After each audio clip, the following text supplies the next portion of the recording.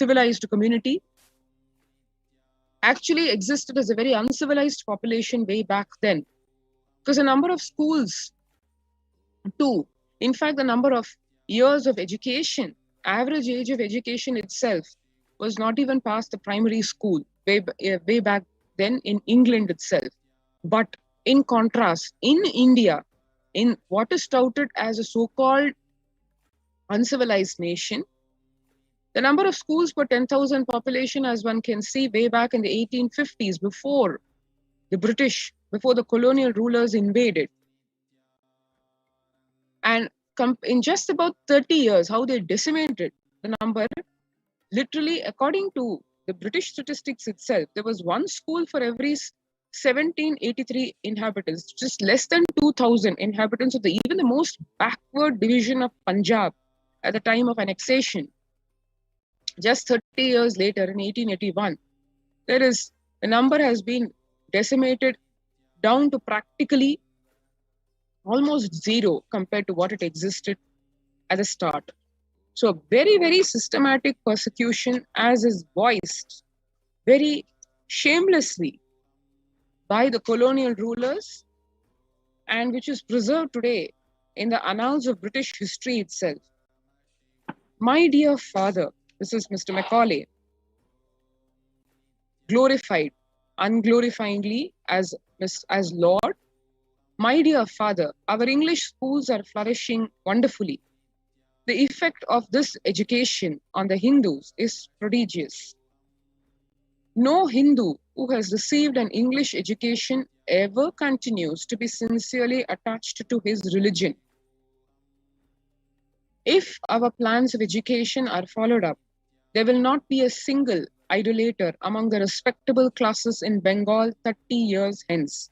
Exactly as this, literally as this persecutor predicted.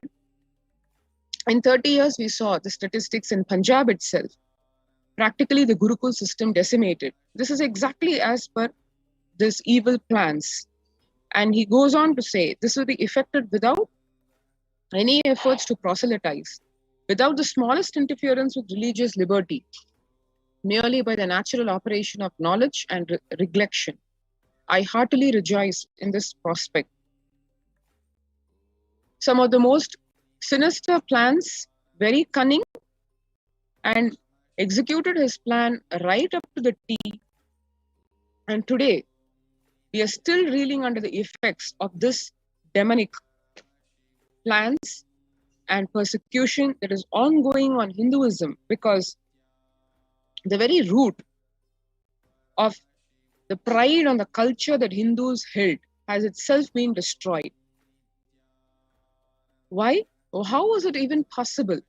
Even if the colonial invaders invaded India, could it not have been that their knowledge base could have been revived?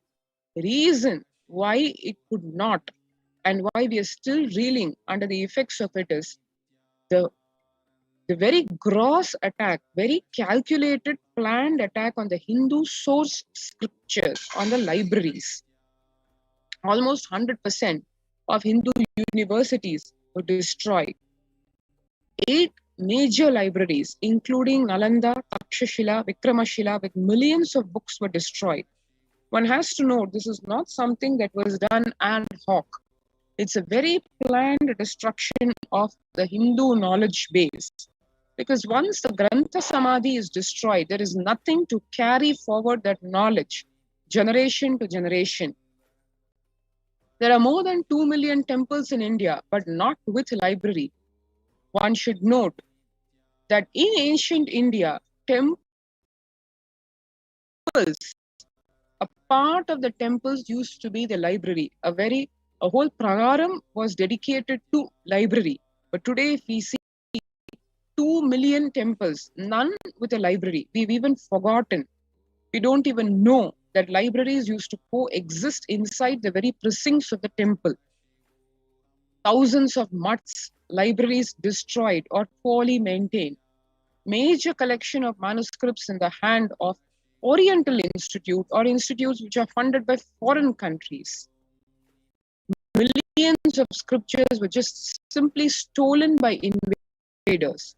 Even today we know there are enough records to show that the Sanskrit scriptures are being trying to get decoded in various countries across the world, which are recognizing that the knowledge embedded in these scriptures is just too fundamental, too pristine, whether it comes to science or even agriculture.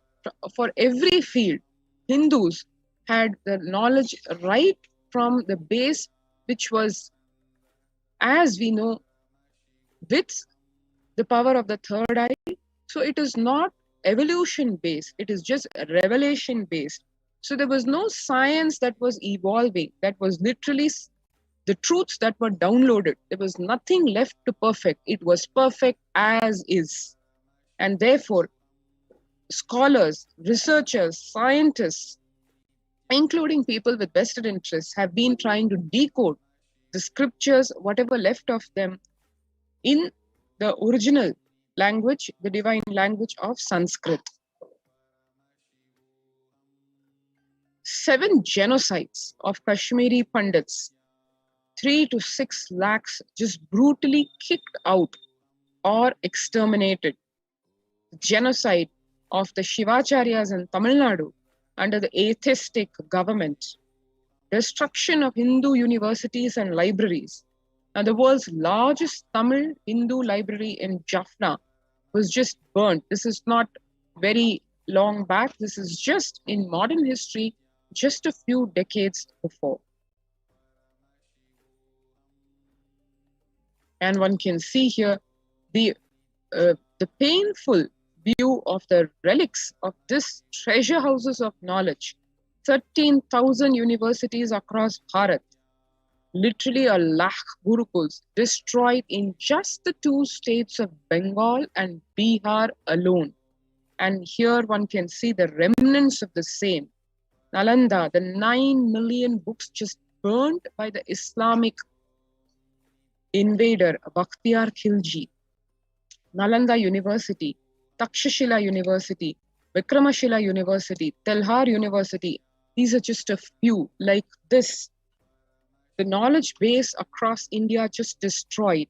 And today, the Supreme Pontiff of Hinduism, Nithyananda Paramashivam, and Kailasa faced with this onerous task of just rebuilding this from scratch. Even today, these precious palm leaf scriptures, as we can see here, these pictures are not of some garbage dump, but of precious palm leaf scriptures across various libraries across India. Literally nobody there to even preserve this treasure of our knowledge, which is priceless. And that is just one of the very many contributions of the Supreme Pontiff of Hinduism, Nithyananda Paramashivam, in preserving this Hindu knowledge, the knowledge which is attributed to the Vedic tradition. And today, as the world faces some very fundamental survival issues in the form of the corona pandemic, as Devi Parashakti revealed in the Akashic readings and as Bhagwan himself has revealed, the fundamental need today is to keep oneself alive. For us to be able to preserve these scriptures or use these scriptures, what one needs to do is fundamentally, till the end of this year, 2021, the basic thing is keep oneself alive, because the ongoing corona pandemic, the onset of the 3rd wave expected in just another couple of months, and it's going to be as deadly as one could have never imagined. It is said that it's going to affect the infants, this particular wave, but a lot more is in the offing. The Kirimi Bhojanam, the hell as described in the scriptures, has already landed in India. And even though we may not want to hear it, that is what we are facing and going to face in the next 2 months. So, first priority, protect oneself, keep oneself alive. How do you do that? Take advantage of, avail of the multi-layer quarantine facility which which is only being provided today by Kailasa's de facto spiritual embassies across India, over a dozen.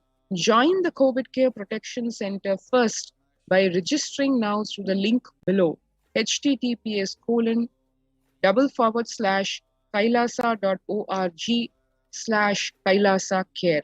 Let's take a few minutes now to register ourselves immediately to avail of this COVID Care Protection Center facility so that one can ensure one remains alive first till the end of this year, and then we can think of other things, because unless life is there, there's no other thing that can be, that is even worthwhile talking. So as Devi Parashakti revealed, do take the time now to register yourself at this link. Let's take a few minutes for doing the same.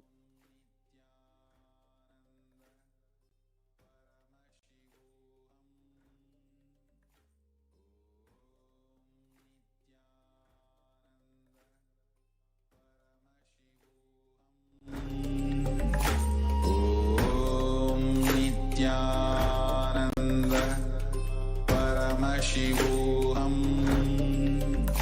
Om Nithyananda Paramashivoham.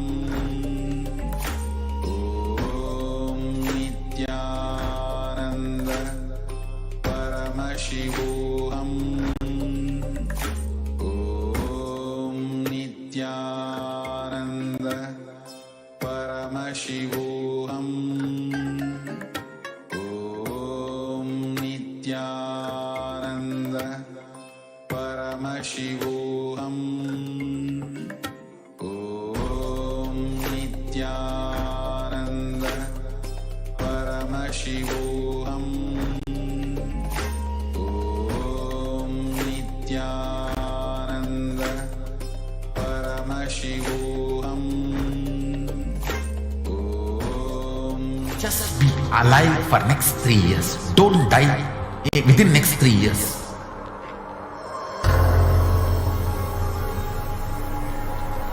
Just don't die within next 3 years. Be alive. Somehow be alive. I'm working sincerely. I will reach you somehow. Somehow I will reach you. It's my commitment to humanity.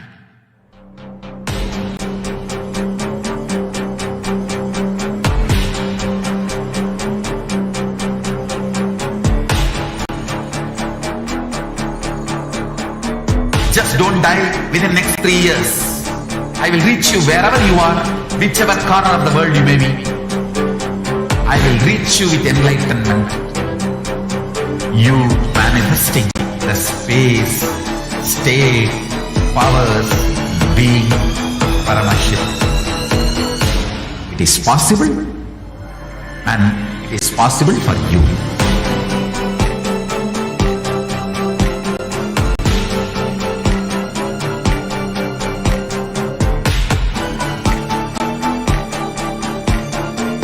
Paramashiva will reach you with enlightenment science.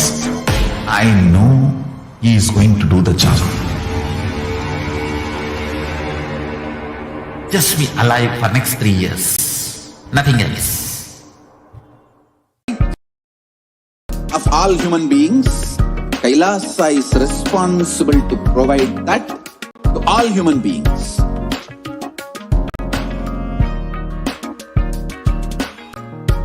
Kailasa is the totality of the knowledge I received from my gurus and practice manifested in my life, perfected by teaching millions of people from all cultures, time zones, backgrounds, genders, nationality, race, from every creed.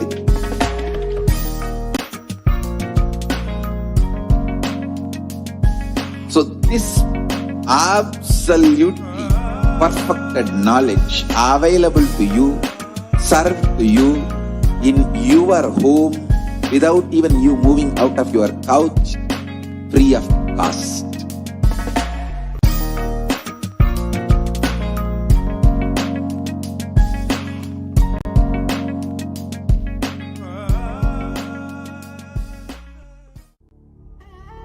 What I mean by the word Kailasa, listen intensely. Enlightenment ecosystem, literally enlightenment itself, in your own home, wherever you are. If you cannot come to Kailasa, it's okay. Kailasa can come to you.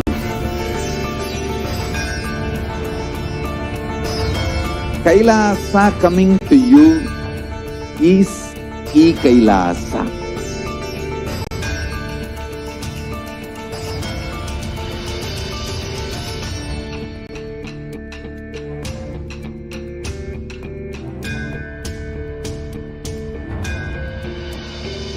I will revive Hinduism. I am a Hindu revivalist, not by any revolution, but by evolution.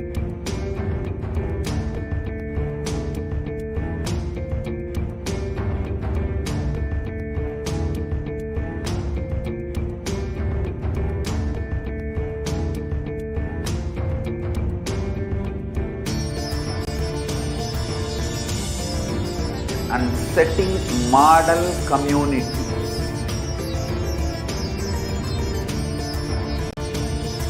Kailasa, enlightenment ecosystems, Sarvanya Pitas all over the world.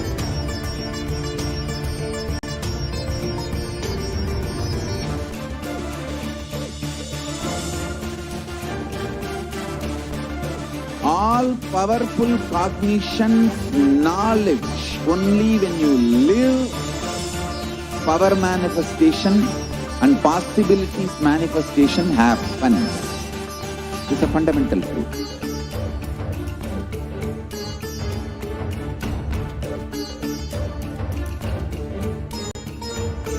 Hinduism cannot live exclusively as one sampradaya. No. All sampradayas of Hinduism is an ecosystem.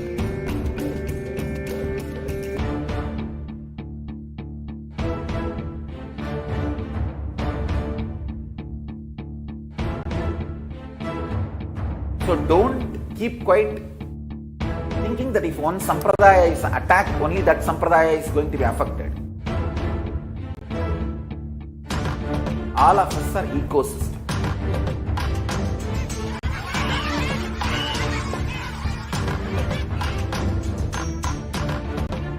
I invite all of you to get involved and enjoy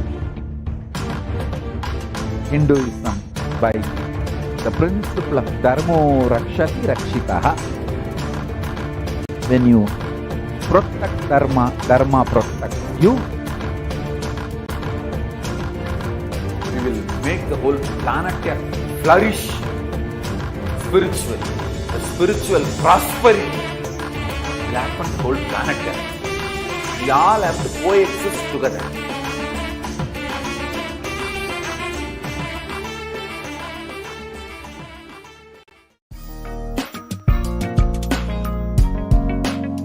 We get you health. We get you ability to build beautiful relationships in your life. We get you direct spiritual support, and we make sure you become wealthy. Paramashivoham. Now, let us see the revelations from Devi Parashakti on 12th of May, where she revealed that I came as Nijavatara. I am blessing you. Listen. People, listen. To do the good to all of you, I have taken the form of Nithyananda and came down as Nijavatara. The people of India, listen carefully. Time after time, Bharadam is the Jnana Bhumi, where enlightened beings come. We cannot make the Jnana Bhumi as infertile. Enlightened beings have to come. They have to live, it has to flower. Few hypocrites, because they are stuck in delusion. We cannot sacrifice the world. Cosmos cannot be destroyed. The ship I did to save the cosmos from being destroyed, that is called Adi Kailasa.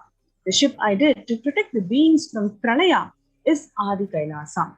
Because of the conspiracy of the Drokis and enemies' rule, the captain of the ship has to leave.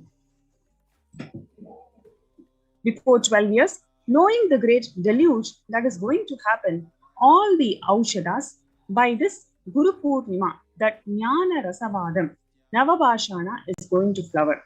Allow people to come and take dip in Navabhashana flower. People whoever comes and dips in Vaidya Sarovar, they will not have death. They will not have corona. Crores and crores of people will come in line every day. They will come and dip in the Ananda Lingam. Listen well to my words. For India, I have made the ship as protection. The Nithyananda Navapashana Lingam in Vaidya Sarovar. Go to Adi Kailasa. Oh Indians, listen. All those regretting losing the Nithyananda Nijavatara without confusion and without talking, just as a lip service, go to Adi Kailasa. Crores of people will come there looking for help, Navapashana, water feast, and medicine to get the health and protection and enlightenment. To protect India from the great destruction, I, Parashakti, made this huge ship. Even if the captain of the ship is not there, ship is there. When the first world countries close their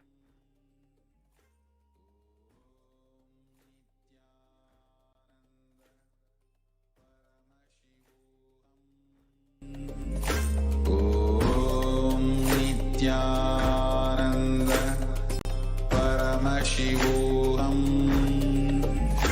Om Nithyananda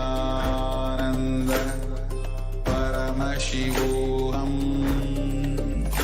Om Nithyananda Paramashivoham.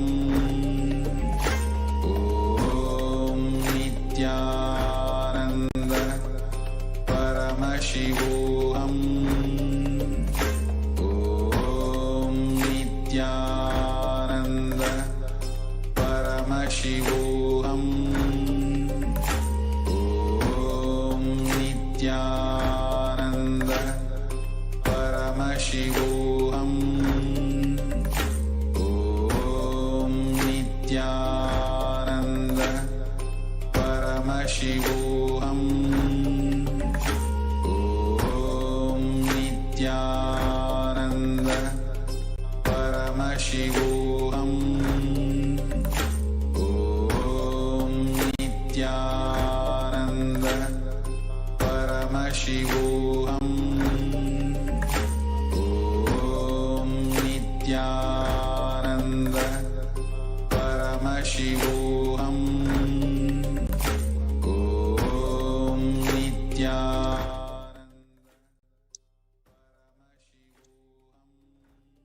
Sorry for the technical glitch.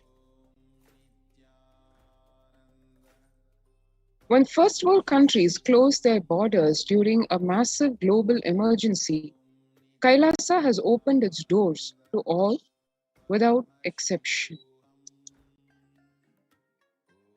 The free COVID care centers that have been opened across India are over a dozen, to name a few.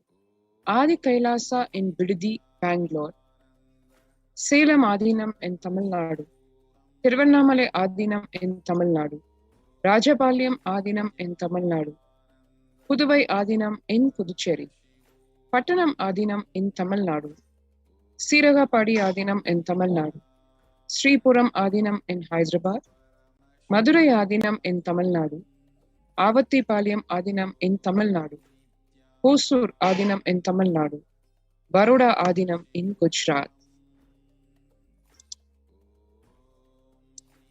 Kailasa rushes to aid India as India finds itself on the verge of the COVID-19 third wave. Multiple free COVID care centers have been opened across India. Various humanitarian services have been offered during the pandemic in Kailasa's de facto spiritual embassies across India. At the same time, spiritual services being offered during the pandemic in Kailasa's de facto spiritual embassies across India. And to support all this at the very core, the cosmic revelations on the global pandemic by Devi Parashakti in the Akashic readings.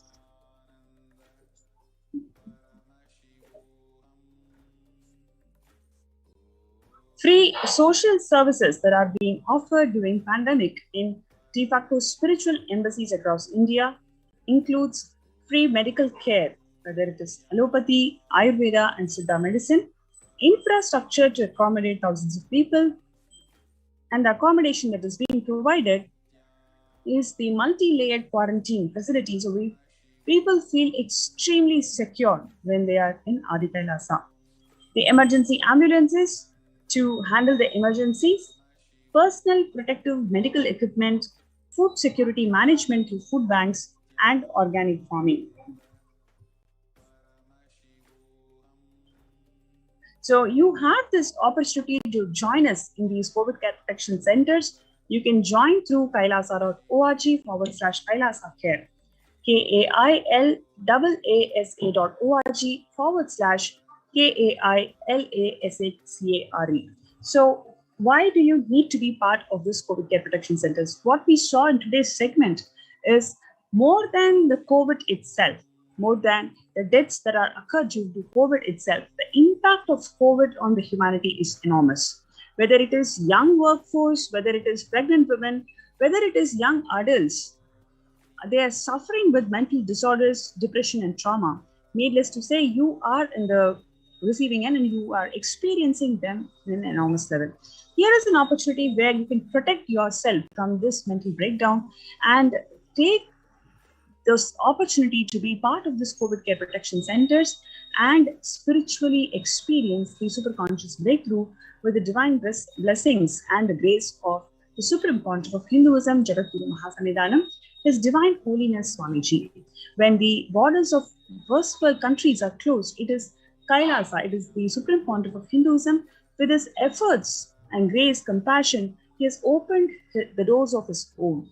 He has opened the de facto spiritual embassies of Kailasa to one and all unconditionally. So let us take this opportunity and be part of this COVID care protection centers. You can register yourself through the link below, kailasa.org/Kailasa Care. So let's take a few minutes to register yourself from the link. And the next segment is going to be about the displacement of the female monks of Kailasa, Kailasians, who are displaced because of the ongoing persecution on Hindus. So next we are going to have that segment. So before you move to the segment, let's take a quick break. Let's register ourselves in this portal, kailasa.org/Kailasa Care. Let's take a few minutes to register ourselves before we get ready for the next segment.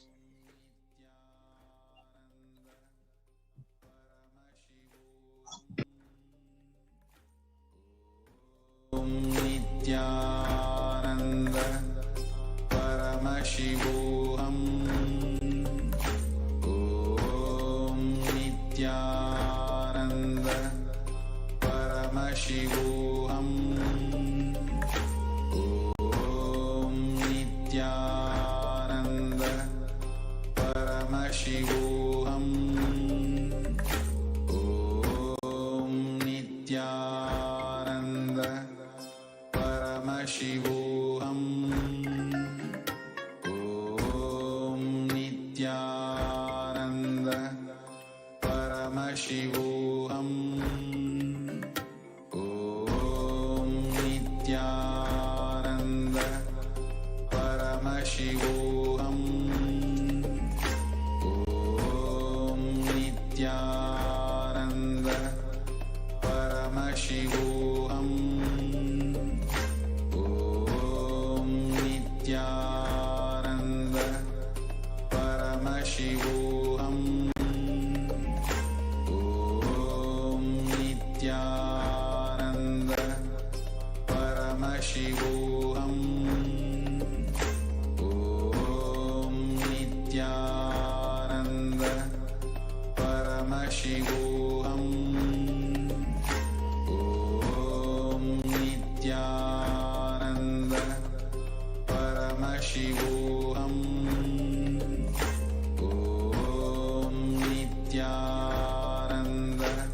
Nithyananda. Paramashivoham. Nithyanandam, and welcome back to all of the viewers.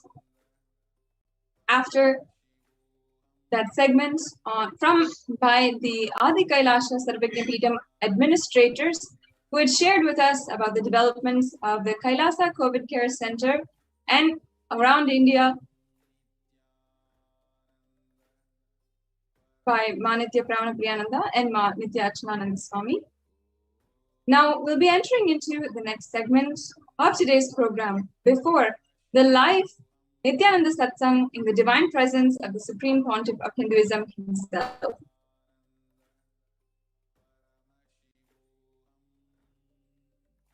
I hope that every single one of you has known, heard, or seen by now the UN report where the Human Rights Commission of the UN has officially recognized the Supreme Pontiff of Hinduism, has recognized the persecution that has been ongoing against him and the women and children of Kailasa.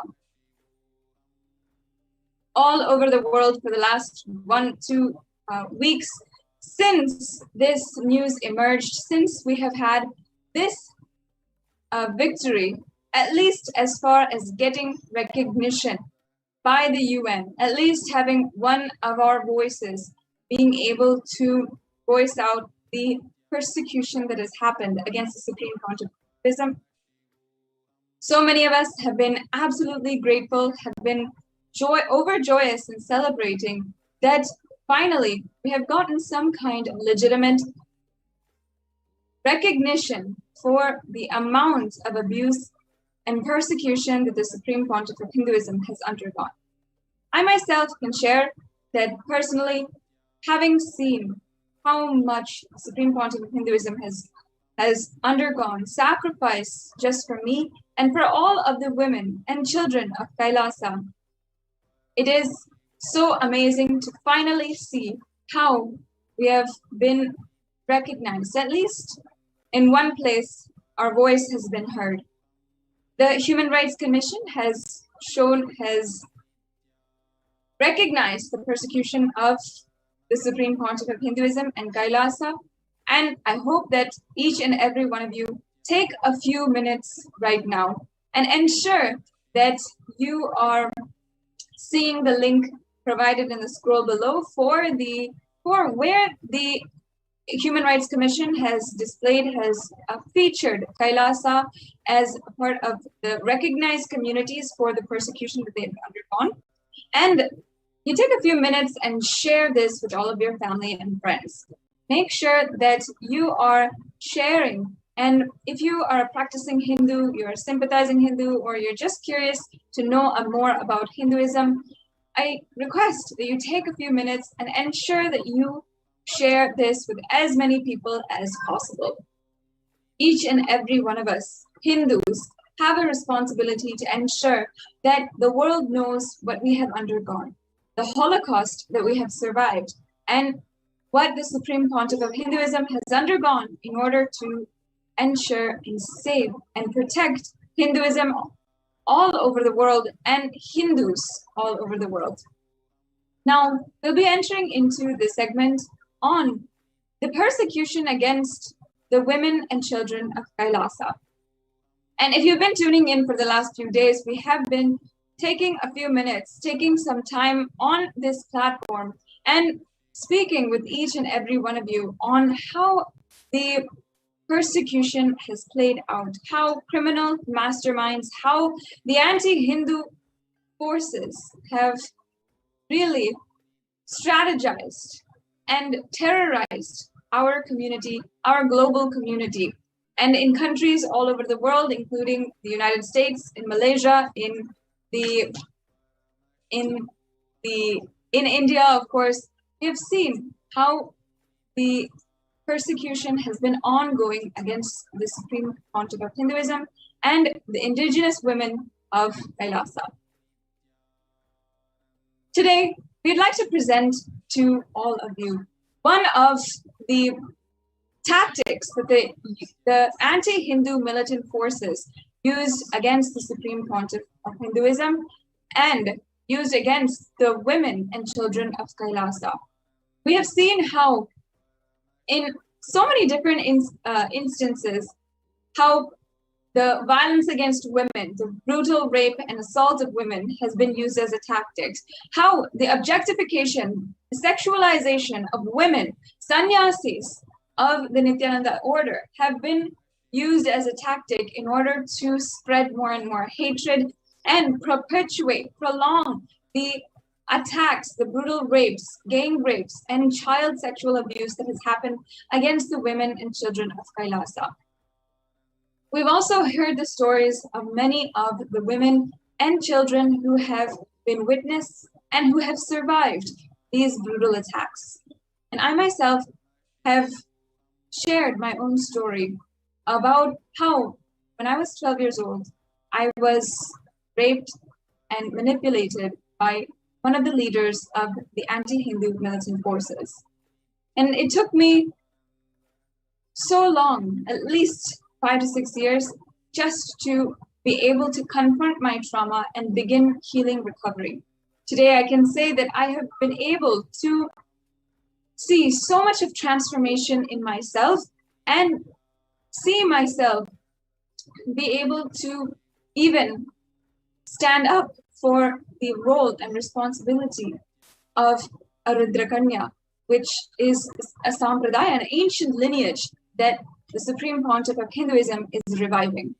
But today, I would not be able to tell you this. I would not be able to share my story in any way or form if it had not been for the sheer compassion and the teachings of the Supreme Pontiff of Hinduism, the sacred sentiments which he revived and he spoke on, and the processes, the sacred spiritual processes for healing and recovery that he has gifted the whole humanity from Sanatana Hindu Dharma.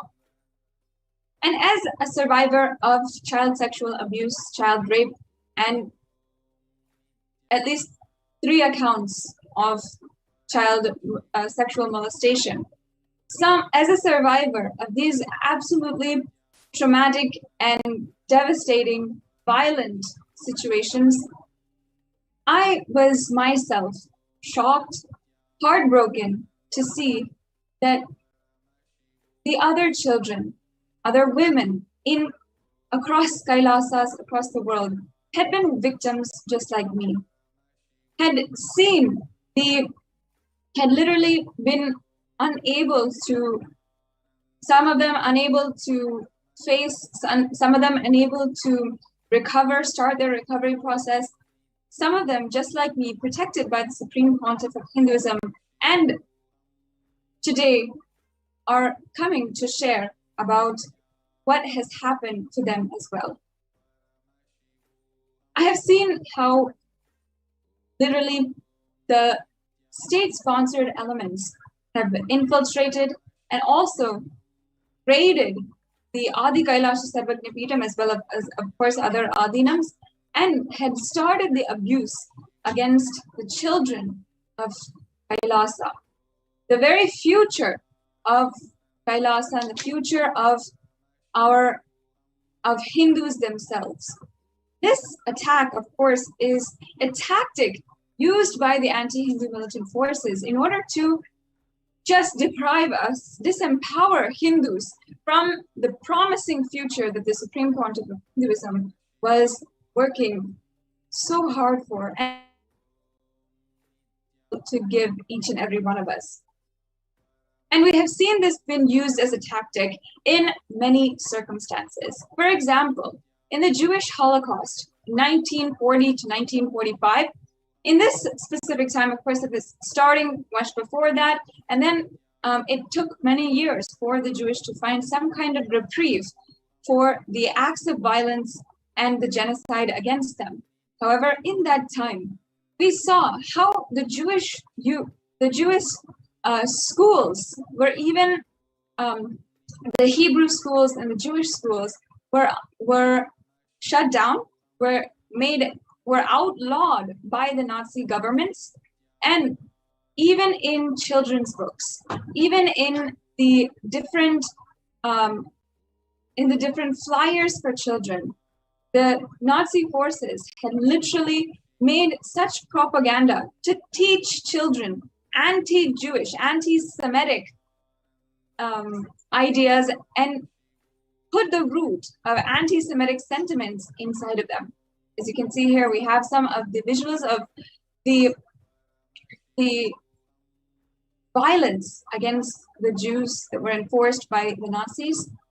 And in this circumstance, we saw how the Jewish heritage schools, as well as the Jewish children, were vulnerable, especially to Nazi forces.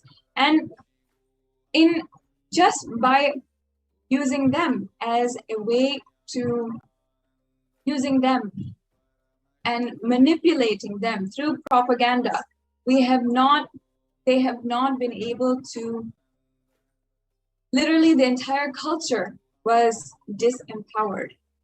And not only this, we have seen the same case in the Vietnam War and in Native American schools as well.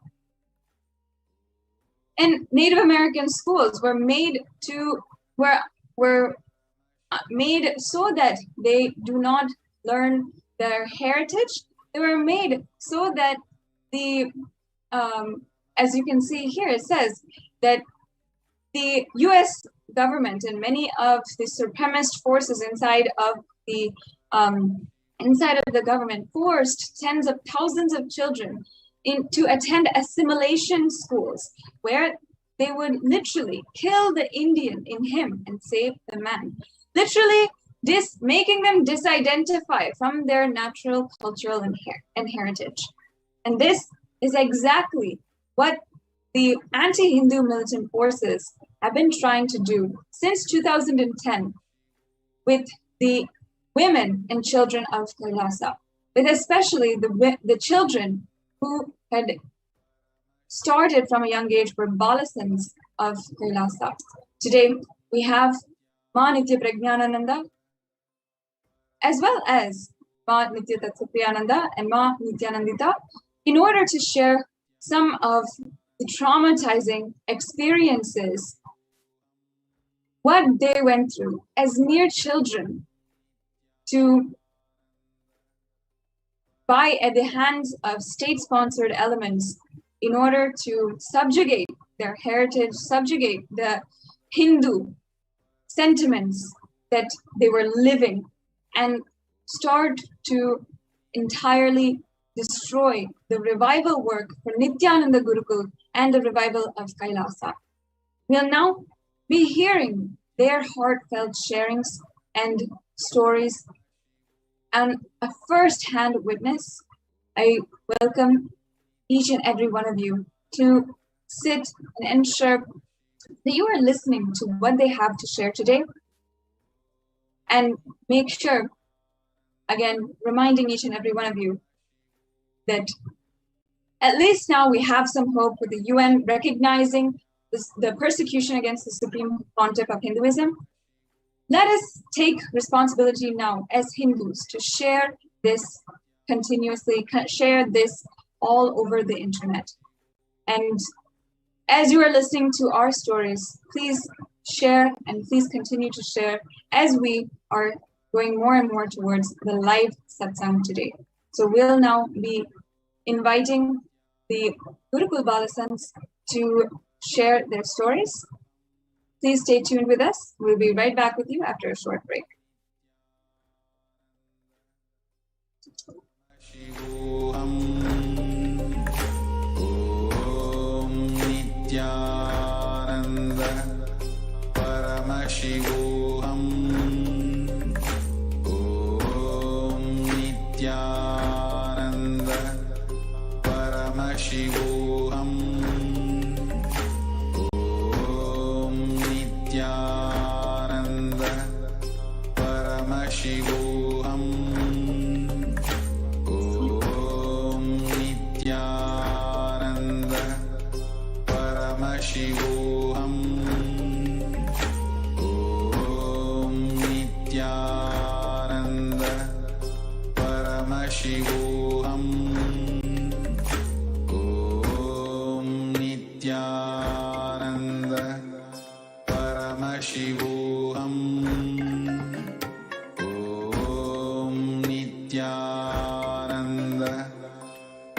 Paramashivoham. Om Nithyananda Paramashivoham. Om Nithyananda Paramashivoham. Om Yes.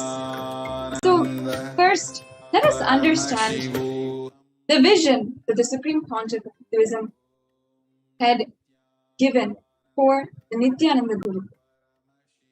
This absolutely mind-blowing and breakthrough system of school is a revival, a grand revival of the Gurukul education system of Sanatana Hindu Dharma, where the same system that has created kings such as Lord Rama, Lord Krishna, so many other incarnations, that is the exact schools that Supreme Pontiff of Hinduism is reviving. And of course, still reviving all over the world despite so much persecution. And this is what the anti-Hindu militant forces were trying so much to destroy. The Supreme Pontiff of Hinduism had given a grand vision for Nithyananda Gurukul as a power manifesting school. Today, the Nithyananda Gurukul Balasans have demonstrated the powers of third eye. Many of you, of course, have already known, seen the powerful demonstrations, and even manifested yourselves, and seen how from a young age, when a child is empowered with the great truths revived by the Supreme Pontiff of Hinduism from Sanatana Hindu Dharma, how they are able to powerfully live these truths and start the power manifestation. How they have been able to manifest even the powers of the third eye, being able to read and see 360 degrees around them. How they're able to do materialization, teleportation, seeing other places remotely, seeing and scanning for the body and healing. How so many millions have been healed just through one initiation by the Supreme Pontiff of Hinduism. This Nithyananda Gurukul was a hub, a school, a training ground for a new generation of Hindus, where these powers from the ancient scriptures are revived back and demonstrated, used, and lived powerfully to live the highest ambition for humankind. That was the vision that the Supreme Pontiff of Hinduism had for the Nithyananda Gurukul, which started in Adi Kailasa Sarvagna Peetham in 2006. And of course, the Supreme Pontiff of Hinduism had been continuously giving programs for children and training children, ensuring that the classes had been established for a Vidyalaya of children all over the world and e-Gurukuls all over the world. But the first established school was established in 2006 in Adi Kailasa Sarvagna Peetham. And in that time, the Supreme Pontiff of Hinduism began the Nithyananda Gurukul. What started out as just a handful of very blessed children became hundreds of Gurukul Balasans, where the revival of the ancient education system, the ancient Hindu education system, came to life.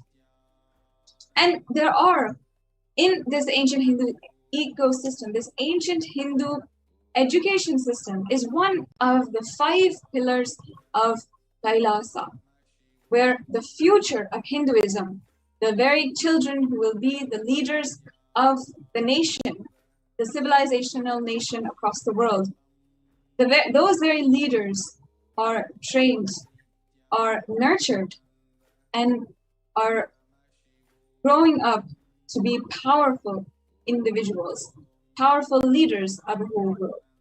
With this vision, the Supreme Pontiff of Hinduism began, and hundreds of Gurukul Balasans by today are initiated as Gurukul Balasans, as well manifesting Shaktis for the whole world. As you can see every single day, Balasans do the power demonstration in the programs and are continuously manifesting the Shaktis, living these ultimate truths from Sanatana Hindu Dharma. This is a part of the ecosystem that the Supreme Pontiff of Hinduism had established. And what exactly the anti-Hindus wanted to destroy. And they wanted to do it directly by raiding the campuses, in traumatizing the children, putting them through interrogations that were absolutely torturous for children, especially, and making them go through such violent situations, putting them at risk to being so traumatized in their future. Once again, today we have the sharings of Ma Nithya Prajnanananda, who had gone through the attacks even from 2010. And in 2010, we saw the most violent attacks against the whole Adi Kailasa Sarvagna Peetham. 2010 saw one of the most brutal attacks where the entire Adinam was set on fire. The residence of the Supreme Pontiff of Hinduism himself was set on fire. A fire bomb was thrown at it, and somehow the Supreme Pontiff of Hinduism had escaped.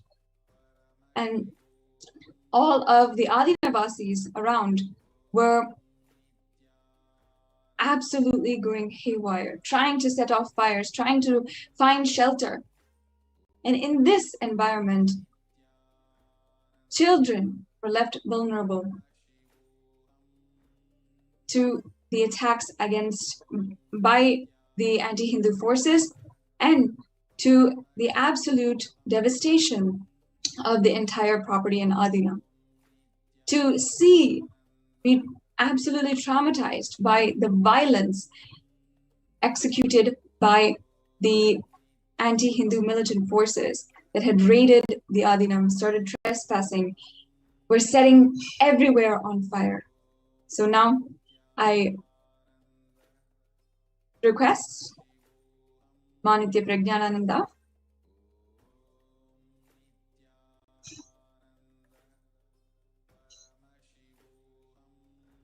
Yes. As you can see here, these were some of the attacks that happened in 2010. And we're going to have Ma Nithya Prajnananda share. Each and every one of you, please listen to the story of a survivor of one of the most brutal attacks in the history of Kailasa. We'll be right back with you after a short break to continue the sharing.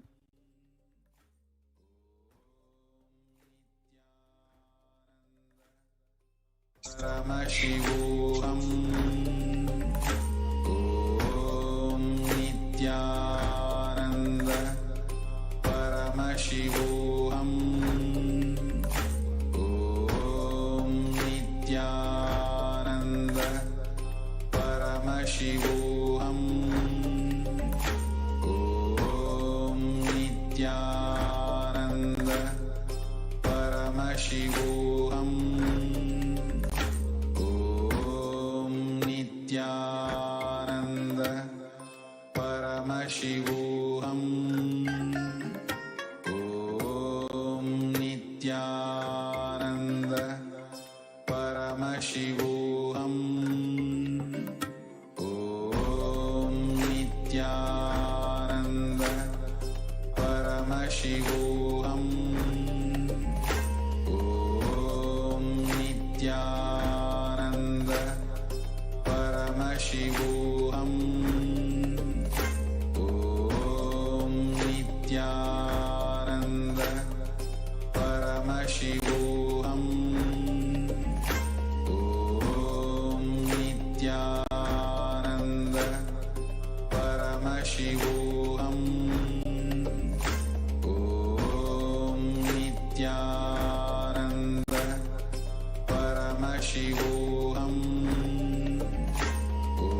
Just be alive for next 3 years. Don't die within next 3 years.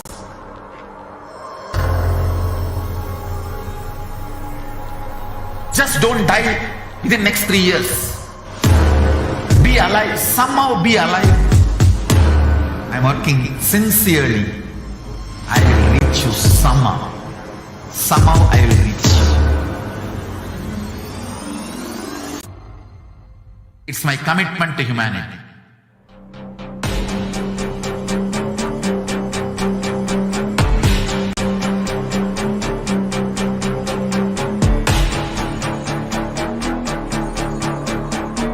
Just don't die within next 3 years.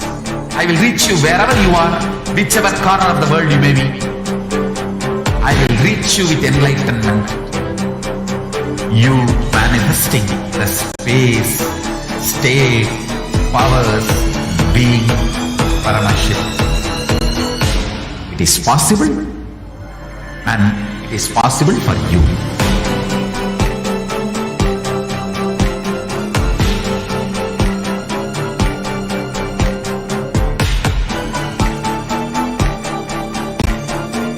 Paramashivoham will reach you with enlightenment science. I know he is going to do the job. Just be alive for next 3 years. Nothing else. Nithyananda Paramashivoham. Om Nithyananda Paramashivoham. Om Nithyananda Paramashivoham. Om Nithyananda Paramashivoham. Om Nithyananda Paramashivoham. Om Nithyananda Nithyanandam, welcome back, dear viewers. Now we will be entering into the experience of Manitya Prajnanananda, who was in Gurukul since 2007, who's literally grown up within the Kailasa ecosystem, and what all she has experienced since the attacks of 2010 and into the attacks of 2012. Welcome, Prajnana. Nithyananda. So can you share a little bit first about your background and how long you've been in Gurukul and how long you've known Swamiji? Yes. So I was there in the Nithyananda Gurukul a few years before 2010, 2007. From 2007, I have been there in the Adinam and looking and staying as part of the Nithyananda Gurukul. I would have been just 6 years old at that time, and I had lots of fun in the Nithyananda Gurukul. Yes, ma'am. And since 2010, you were there when the initial persecution started against Kailasa and the Supreme Pontiff of Hinduism. You were there when the Adinam was attacked, when you were just 7 years old. Can you explain a little bit about that? Yes. So at 2010, I did not know what was happening at that time. So I was just in that same, like a daily thing. I wanted to go to the Gurukul. So I used to stay in another building right in front of the Gurukul. So from there, I wanted to go and I just opened the gate and I saw everything was all messed up. And so many people were there inside and fighting. So I really got scared. I saw even my mother in between all of that.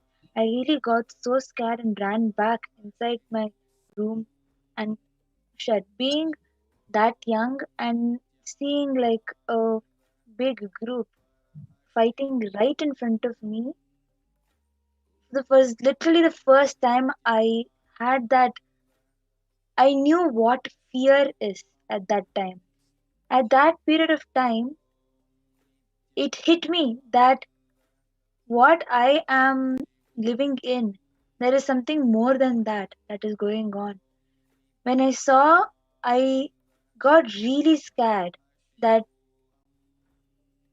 not knowing what is happening first, seeing people fighting, holding sticks and hitting each other. That was the scene I saw, and I ran back inside the room from which I came, and my relatives, my aunt who was staying there with me at that period of time, she she was, being a kid, you see adults having a discussion in really fear, a lot of fear. You feel like even the people who you look up to will be there for you.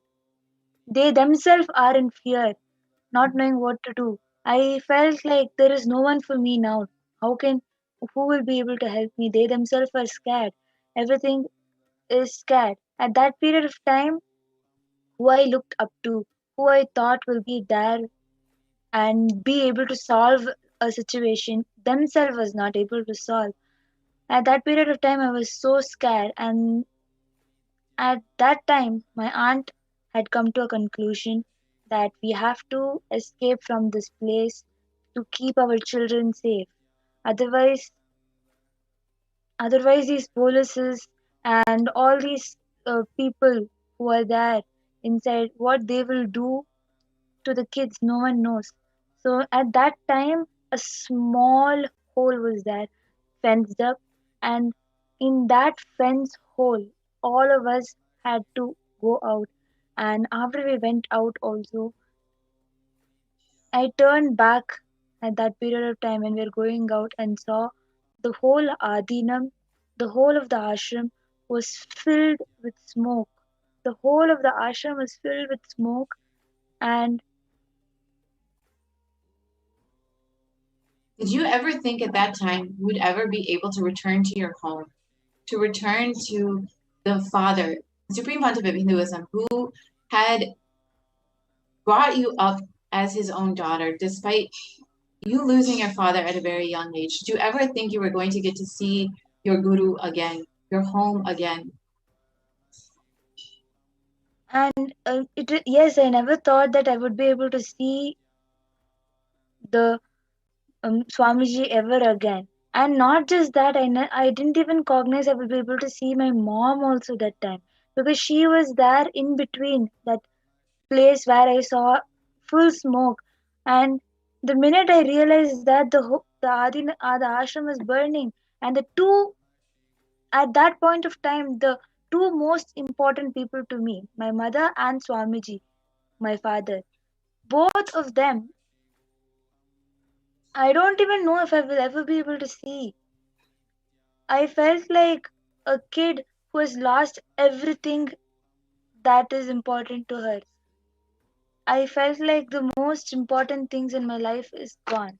And I don't know if I'm ever going to be there again in between. When until I was going outside that fence also, I was not understanding what is happening. But when I went to the fence and just turned back to see, I saw the whole of the ashram was filled with smoke. The whole, and then I come to realize that whoever is important to me, Swamiji, my um, my friends at that period of time, my friends, my Gurukul friends, my my adult friends, whoever you were close to, everybody was in between that smoke. I was full. At such a young age, I had to imagine what is happening to my mom in between smoke. What is happening to my mom in between the fight that is going on in in the ashram? What is happening to my friends? They're still as young as me. What is happening to them? Being that young, I had to visualize and see first, not just in imagination. Right in front of me, I had to see people beating each other up, and I saw, I remember seeing someone throwing stone on the head of one of my friend's dad. I really freaked out when I saw that. So you were separated from your mother and had to sneak out, escape, go into hiding. But somehow, after this initial displacement, you were able to make it back to your home with your mother. So how were you able to come back to the Adinam after this horrific attack and this unimaginable persecution that was going on at that time?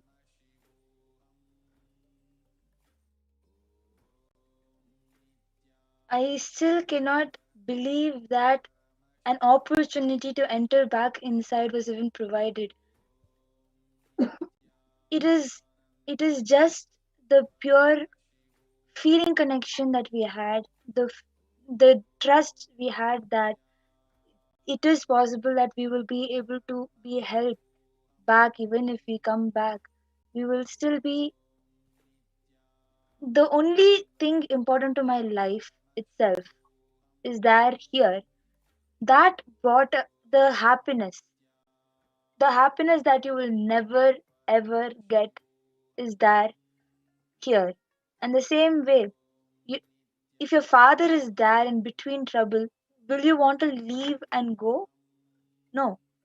And that is what brought us back. Even though my relatives who had gone outside with this fear that of having their kids in problem has not come back, it is only that joy which I had experienced, the joy which we had experienced, which brought us back to live this kind of a life. Yes, Ma. And the other day you shared that Swamiji, after losing your father at a very young age, Swamiji finally gave you that fulfillment of a father, that fulfillment of having another parent who's there to take care of you and ensure every aspect of your life is fulfilled. Yes, absolutely. The loss did not feel like a loss anymore. The minute I saw Swamiji, I felt like, that feeling of when you lost something very important to you, which you have the fear you will never be able to get back, and at last you just get back. Such a thing which is cognized impossible. After death, you don't get back your father, but here I have my father back with me. So that gave me such a fulfillment and joy of being back over here. And that is one of the main reasons that even pulled us back inside over here. Because how can you leave your father somewhere and live somewhere when you know that he is there? So this was not the only attack that you faced after coming back. This was just one of many attacks by the anti-Hindu forces, by the Neo-Hindutva militants who attacked the Gurukul and the children of Kailasa. Can you share what happened to you in 2012 when the Adinam was on a lockdown and the police forces were raiding the Adinam and attacking the residents and the children? Can you share what happened to you in that experience? As you know, we were having a lot of fun in Gurukul. Even on that day, we did not really know what is happening. We were just in the Gurukul and having fun. Just we were playing this running race and happened to enter inside our where we used to stay, the 10-room block. It used to be called the 10-room block. So we ran inside the 10-room block area, and all of a sudden, you see some head popping out from the wall. I just really got scared and screamed. And when I turned to run back, one more Balasant who was running along with me, she also had turned and saw, and someone is showing a gun right on top of us. That is the first time I know something is happening over here in the Adinam at that point of time. First, I see a gun, a person just pops out from nowhere on top of the wall. It's like a fenced wall. On top of the wall, some police officer just climbed and suddenly shows the gun to me. I really thought that he's going to shoot me for no reason. I didn't even have any idea what is going on. And I just ran from the 10-room block area and ran, and I felt difficulty in breathing at that time. I couldn't control how I'm feeling. I felt really not able to breathe at that time, and went and told my teachers what I just saw, what I happened to see, the gun and the person there. And to protect all of us, the teachers had taken us into the main hall of the Gurukul and gathered us all over there. After some time, we come to know the kids. Not I was at 2012. I was 11 years old. Kids younger than me, kids at 7 years old, 8 years old, were all there along with me. And the minute I ran and told, as much as the Gurukul kids can be protected, the teachers tried to gather all of us. And then the principal had come and told what is happening in the Adinam. There are so many policies that have come and all. The the principal came and told the teachers, and few kids had just overheard that conversation and came and told like all of us. And we became more scared knowing that there are policies all over the Adinam, and there are Yes. policies So at with that time, you were big just guns.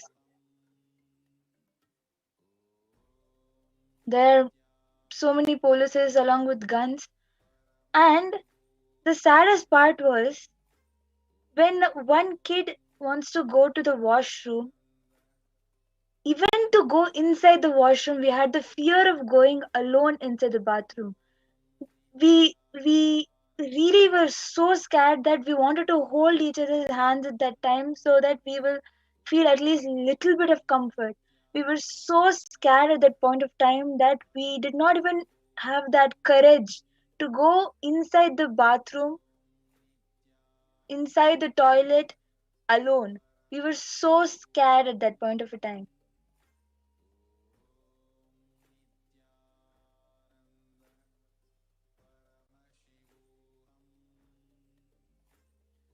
So after we came to know that the place where we were is not safe, they decided that group by group we be shifted to another building in the same campus, to another building. So as we were being shifted as groups, so that it will not look like the whole of the kids are moving, that fear that something might happen to us, we decided that we move out of the building group by group. And when we were going as a group, when I was going, I just took a peek of what was happening. Like when we were going as a group, I just turned and saw like what was happening when we were walking. And I saw like so many people, the whole Adinam was full of people, either polices with guns or people wearing all color clothes and with stones, and it was full of people. I don't know who they are, but so many people were there, like fighting with words, having harsh conversations and shouting and etc. So many people were there. That is just how my memory is, and they all looked so scary. After we got shifted, I clearly remember being so hungry. I felt so hungry and I wanted to eat food, and there was nothing to eat. We did not even be given anything to eat. We were not provided anything. And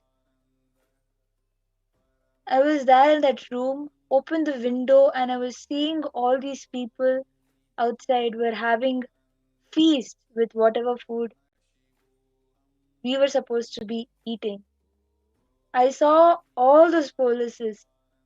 Being a 11-year-old kid who was very, very hungry, I saw through the window that each one of them were having feast, and we barely could get even one drop of water to drink.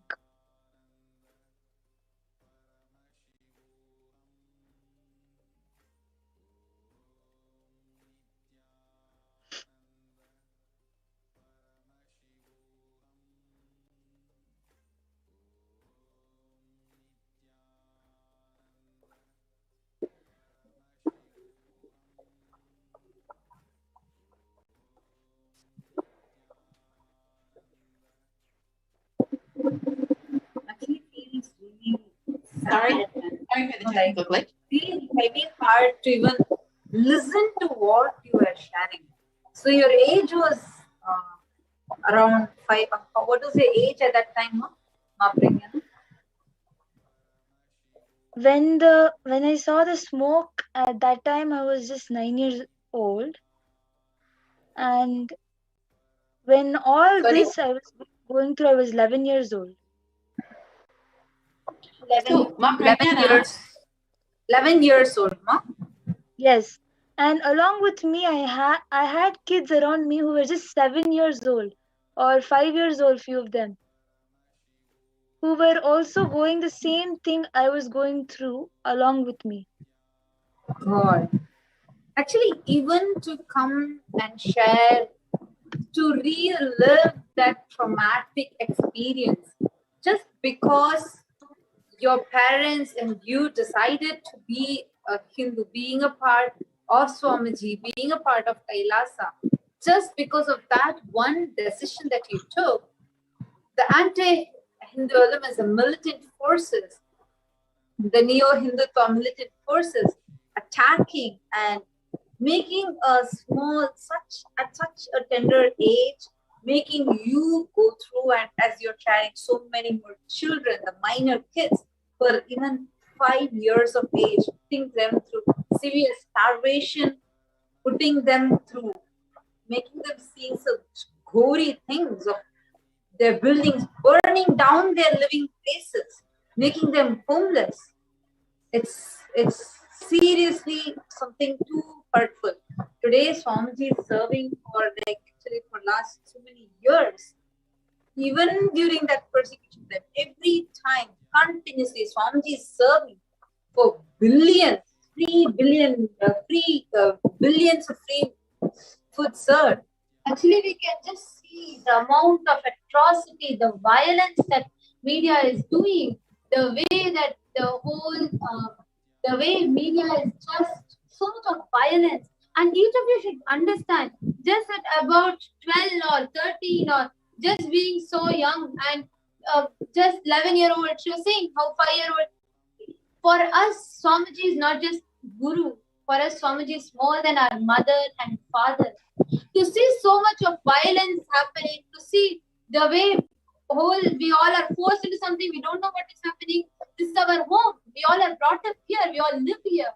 To see overnight people barging in, breaking things, people just coming and being so violent, screaming out slogans. We didn't know what was happening, but so much of violence.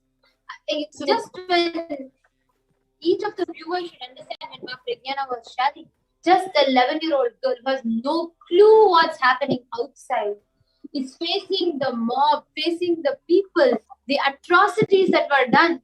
She was put in curfew in her own home, and she is not able to understand what is happening. There's no food, so much of mob, media, violence. You all can see the live footage. Actually, what's so painful, Ma Pragyana, as I know, being in the people where you're speaking to those plants and making them itself drop their thorns, because you are groomed in a gurukul which is completely non-violent.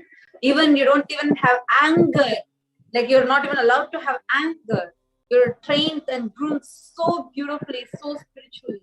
And after such a protected, incubated ambience is provided, all of a sudden, these terrorists coming and attacking the entire Kailasa, burning it down, seeing such gory things. What was your emotional, what was happening inside you?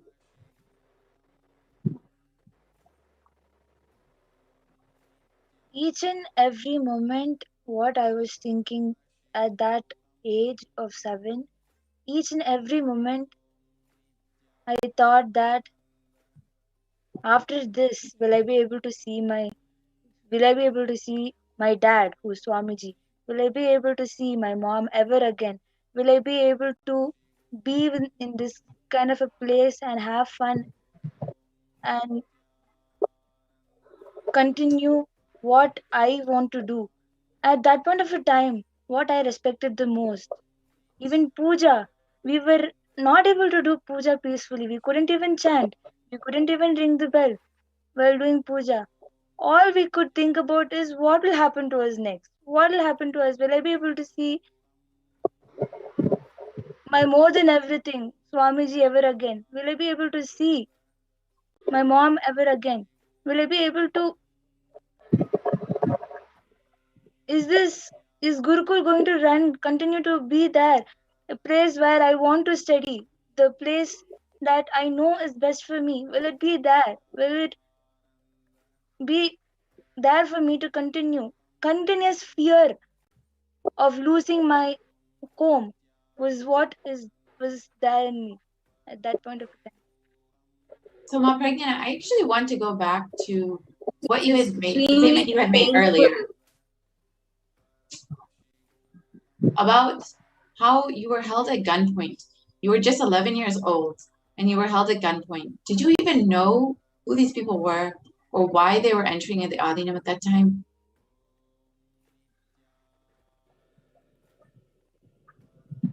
By looking at them, my idea of police at that time.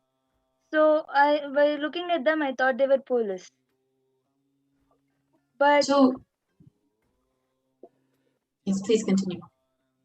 but it was not just police. There were so many people who were so scary, even to be around. They were they made me feel so insecure. What will happen to me? What will happen to the people who I care about the most? My friends, my Swamiji, everybody was just there, and I was so scared that me being a kid itself was shown. They had come to the Gurukul from the wall and peeked with a gun. Me being a kid itself, I was so scared what each one of the adults will be going through. I was Actually, so scared what is Regina, going what on, you're because sharing, at that time I didn't even see my mother for so long, and she was there in that same campus. I haven't seen her for so long, and she was there in that same campus. I I don't even know where she is, or how she is treated, what is going on. I had no idea about it. So again, you were put in that same insecurity, whether you'll get to see your mother again, whether you'll get to see Swamiji again, whether you'll get to see your Guru again, your father.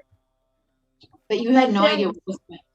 That same energy, the blissful energy space that I could live in the Gurukul, that joy of going and having even plants as your friend, animals as your friend, that is not something you get everywhere.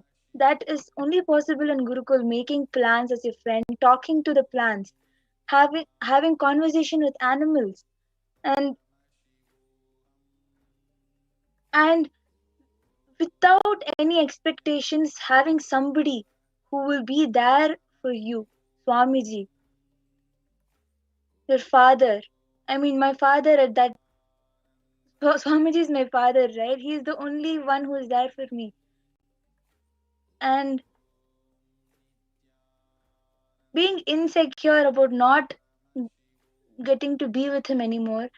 I was so scared, and the only thought at that time that I could get is holding my mala and praying that nothing happens to any one of us. I was holding my mala and praying. Being 11-year-old, the only thing I could cognize and think at that time was holding my mala and praying nothing happens to any one of us, nothing happens to Gurukul, nothing happens to anyone. I was so scared that something is going to happen next second.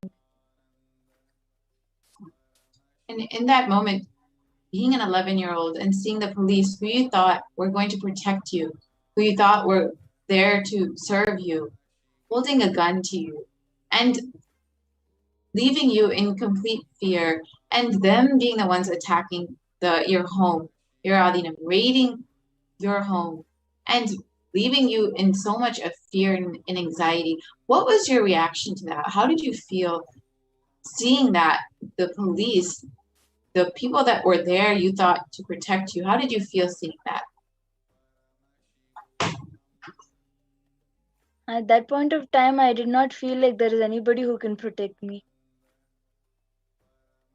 At that point of time, I felt like even those people who I thought could protect me, they themselves were there in fear. Police, being still a learner, in the schools, I was taught that the police are the ones who protect you. The police are the ones who are there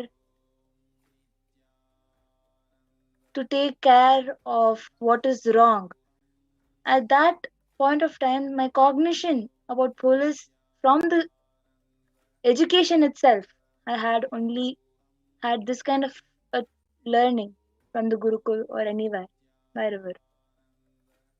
That cognition was attacked brutally.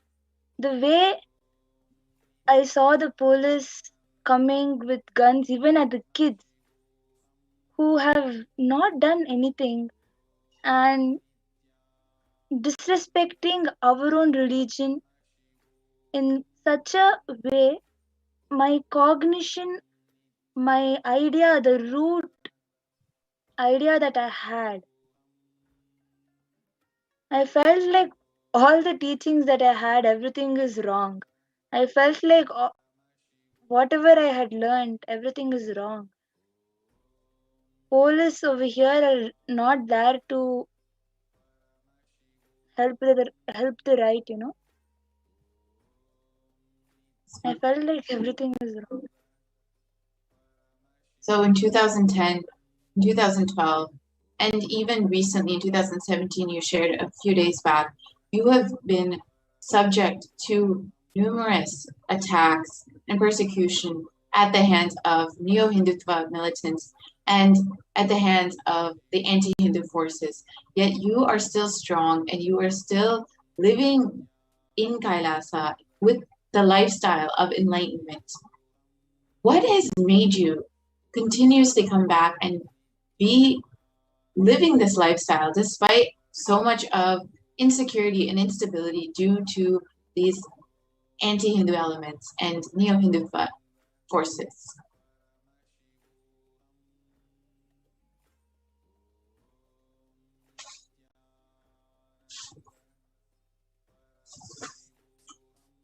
If we decide against, if I know from my heart that if I decide against what I believe to be right, if I decide to leave, if I decide to take a step like that and fall, then it is equivalent to letting these people think that whatever they're doing is going to make them win, which is not true.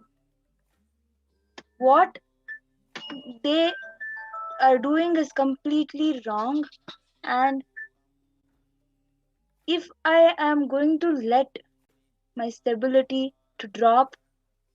It is like telling whatever they are accusing us of is true. And I will tell you very clearly that I stand by what decision I have taken for me. I stand how much ever I have to go through until the end. I will go through it, but I will never give them the satisfaction of feeling that they are right, because they are not right with whatever they're doing. And only the Supreme Pontiff of Hinduism is the only being standing for Hinduism. And like you said, standing against these anti-Hindu forces and neo-Hindutva forces. And he is the only hope to revive Hinduism. Again and again, despite relentless persecution, the Supreme Pontiff of Hinduism has stood as the only hope for all of us. So thank you so much, Ma Prajnanananda, for sharing your truly horrific experience and enlightening the viewers on what all persecution the Supreme Pontiff of Hinduism and the children of Kailasa have gone through. Thank you so much for your time, Ma. Thank you. And now we will conclude this segment and enter into the Nithyananda Satsang. Thank you.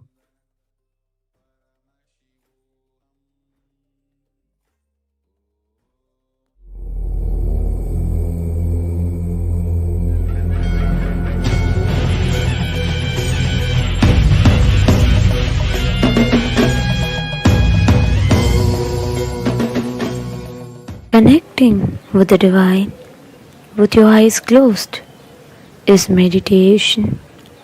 Connecting with the divine with your eyes open is darshan. Come, let us all now move from meditation to darshan. Slowly, very slowly, please open your eyes.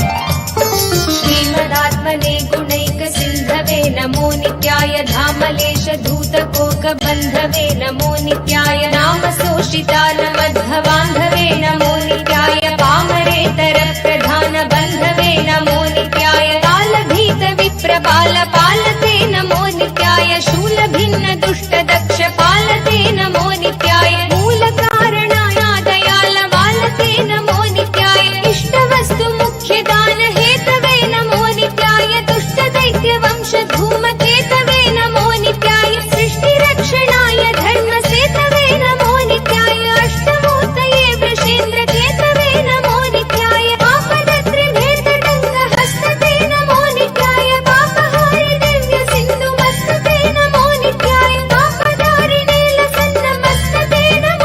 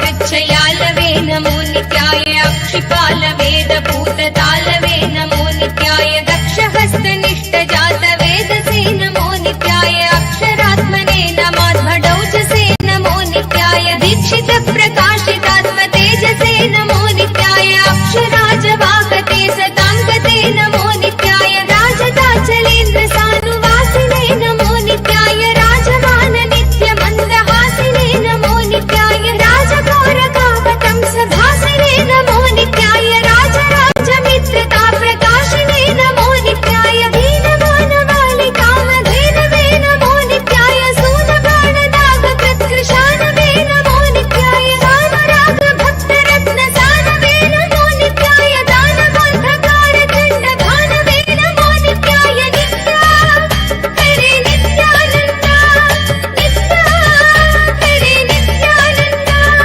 नित्या हरे नित्यानन्द नित्या हरे नित्यानन्द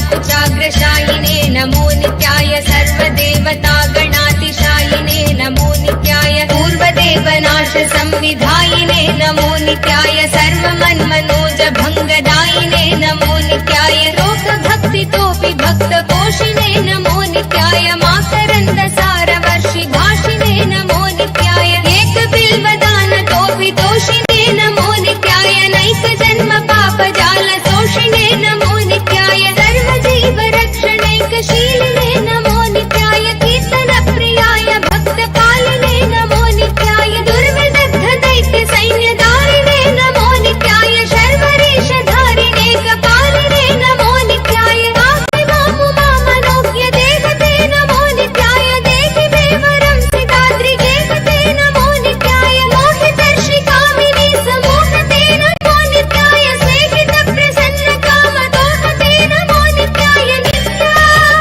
हरे नित्यानन्द नित्या हरे नित्यानन्द नित्या हरे नित्यानन्द नित्या हरे नित्यानन्द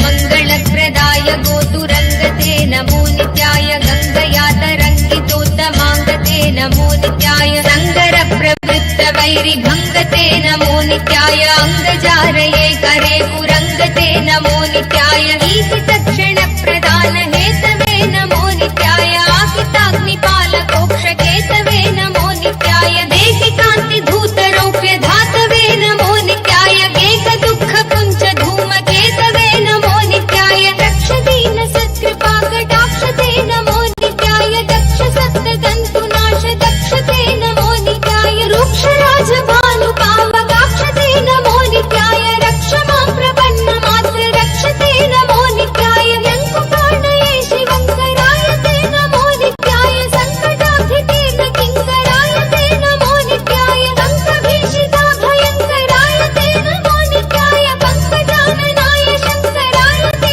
नमो नित्याय नित्या हरे नित्यानन्द नित्या हरे नित्यानन्द नित्या हरे नित्यानन्द नित्या हरे नित्यानन्द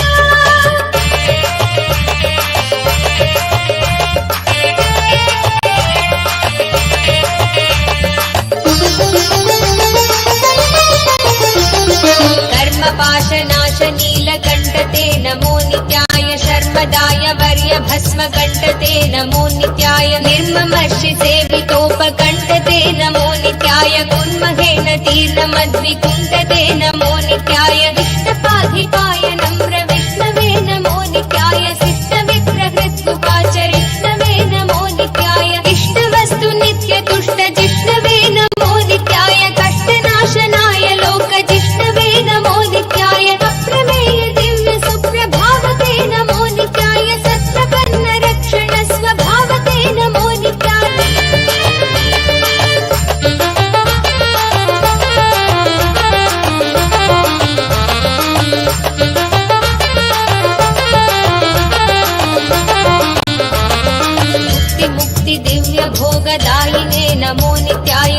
सृष्टिकल्पितप्रपञ्चभागिने नमो नित्याय भक्तसङ्कटापहारयोगिने नमो नित्याय युक्तसन्मनस्सरोजयोगिने नमो नित्याय अन्तकान्तकाय पापहारिणे नमो नित्याय शन्तमाय दन्तिचर्मधारिणे नमो नित्याय सन्तताश्रितव्यथाविदारिणे नमो नित्याय जन्तुजात नित्यसौख्यकारिणे नमो नित्याय शूलिने नमो नमः पालिने नमो नित्याय पालिने विरिञ्चि मुण्डमालिने नमो नित्याय लीलिने विशेषरुण्डमालिने नमो नित्याय शीलिने नमः प्रपुण्यशालिने नमो नित्याय मुक्ति दिव्य भोगदायिने नमो नित्याय शक्तिकल्पित प्रपञ्चभागिने नमो नित्याय भक्तसङ्कटापहार योगिने नमो नित्याय युक्तसन्मनस्सरोजयोगिने नमो नित्याय नित्या हरे नित्यानन्द नित्या हरे नित्यानन्द नित्या हरे नित्यानन्द नित्या हरे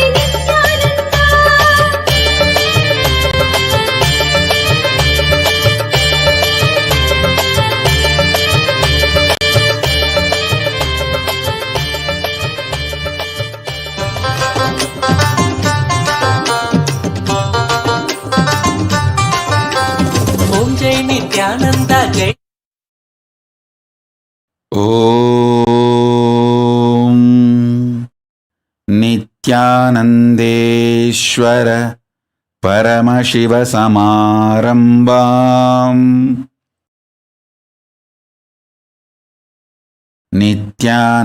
नित्यानन्देश्वरि पराशक्तिमध्यमाम् अस्मदाचार्यपर्यन्ताम् वन्दे गुरुपरम्पराम्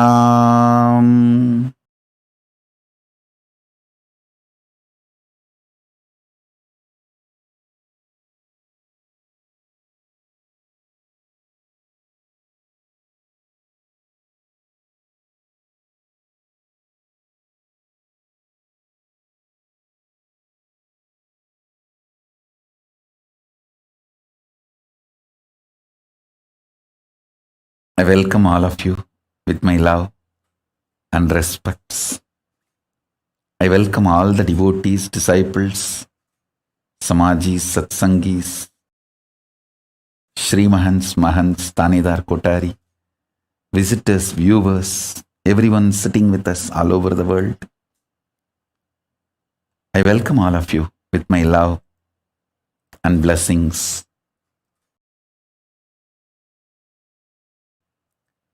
Paramashiva's message directly from Kailasa.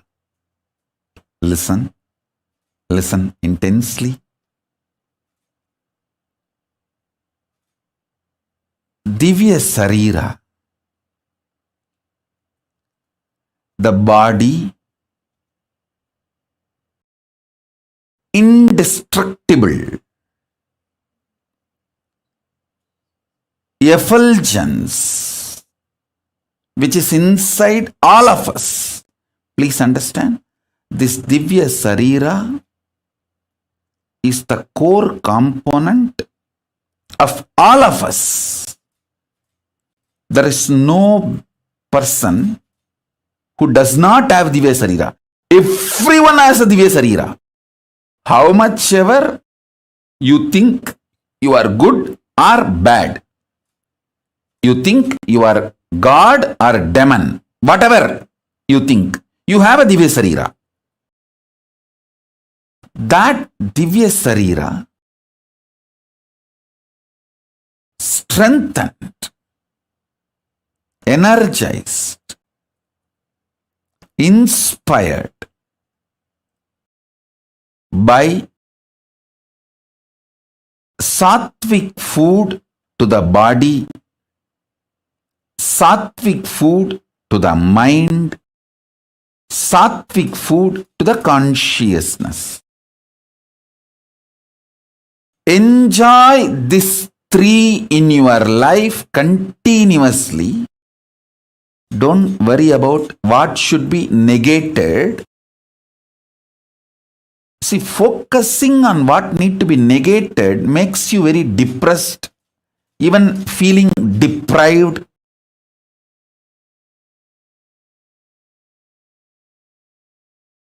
Instead, enjoy what need to be gained. Listen.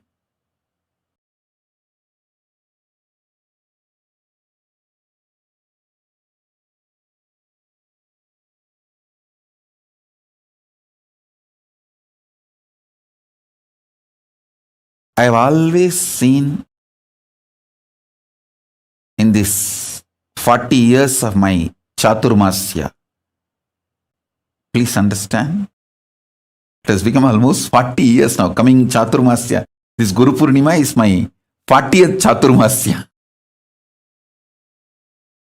In my 40 years of Chaturmasya, Chaturmasya is the 4-year vow, 4-month vow. Chaturmasya means in Sanskrit, the exact meaning is 4-month. That 4-month vow, sannyasis take to replenish themselves, rejuvenate themselves with this sattvic energy, feeding the body with intense sattvic food, feeding the mind with intense sattvic food. Mind has a beautiful sattvic food. Feeding the consciousness with intense sattvic energy.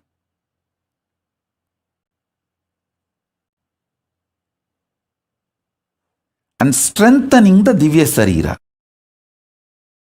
The whole purpose of Chaturmasya is that only. These 4 months focused on that strengthening of the Divya Sarira.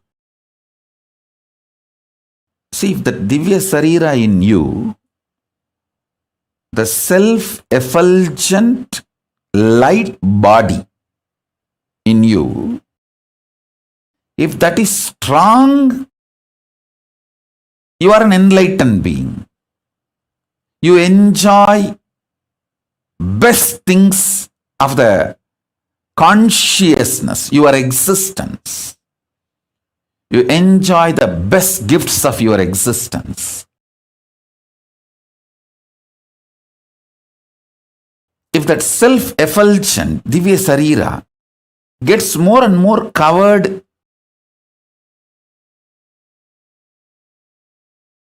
you get deluded, suffer with the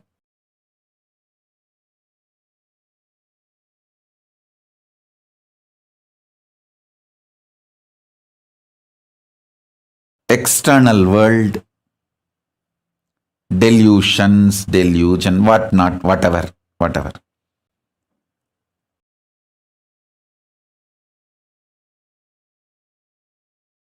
Now I don't want to get into the negative side description. If you miss strengthening Divya Sarira, what happens? I don't want to waste time on that. I only wanted to describe how to strengthen the Divya Sarira.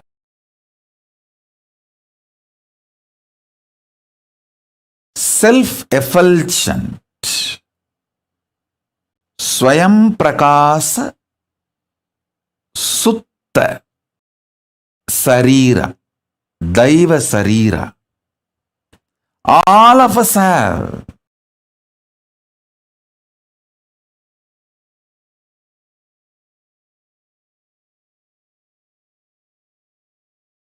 The methodologies to strengthen the Divya Sarira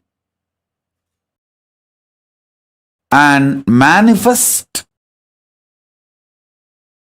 powers of Paramashiva, the state of Paramashiva, space of Paramashiva, and powers of Paramashiva. This truth is the message from Paramashiva directly to the whole humanity. Let me explain this truth, this message. Please understand. Yesterday, many people were asking me, Swamiji, in the pre-satsang, your sannyasis and sannyasinis and whole Kailasa and Sangha is explaining all the persecution you went through and so much of material evidences, facts are presented by them. What they are talking in the pre-satsang yesterday or last few days, and when you come for satsang, what you are speaking means what I am speaking and what they are presenting, both are not even connected. Many people are questioning me. Listen, please understand. They are talking about what unconscious human beings have done to us. I am talking about what Kailasa is giving it to all of you. Please be very clear. My work, my responsibility, my focus for which I happened is to bring the greatest gifts from Mahakailasa, as I said, the ground zero, where decisions are made, where the consciousness is making decisions about the existence. I am straight coming from that space. Straight I am from that space now. So I am sharing what Mahakailasa, Paramashiva wants to share with you all.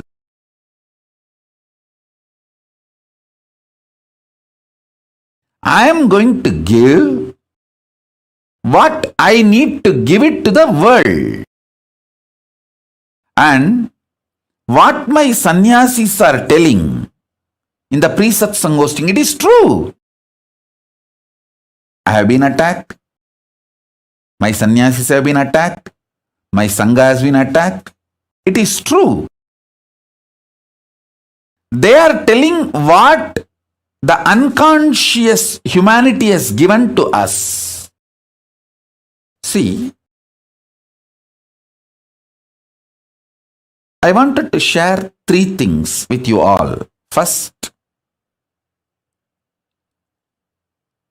what I need to give to the humanity. Gifts from Mahakailasa. The science of enlightenment, the science of power manifestation, the science of becoming superconscious beings. This is the essence of why this Aushadha science, the thoughts can be used to program plants, herbs. I have already proved this not only through me, through my Gurukul Balasans. My Balasans can talk to any rose plant for 10 days without touching the rose plant, make that rose plant drop all their thorns, not one. Hundreds of rose plants under CCTV camera.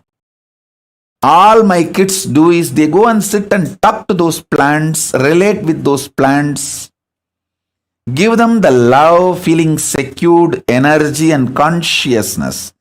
Those plants just drop the thorns. I have proved this science multiple times, thousands of times, through many of my balasans, in many of my ashrams, and still I can prove, I can demonstrate even now. So this is the science. And now I want to tell you the next level. Any disease,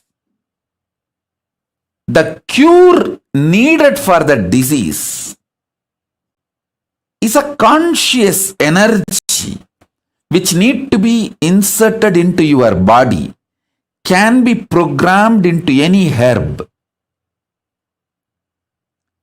and that herb can be given to you, you will be healed. It's a science. It's a greater science. This science is called Aushadhi. This is the core science of materia medica of Hindu medicine. Understand?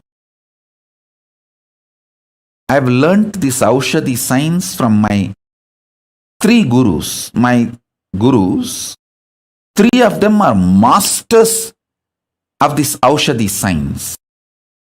Isakki Swami and Kuppammal. I always considered both of them as together, one being, because actually one being used both the bodies. I know for sure. Only one person used both the bodies.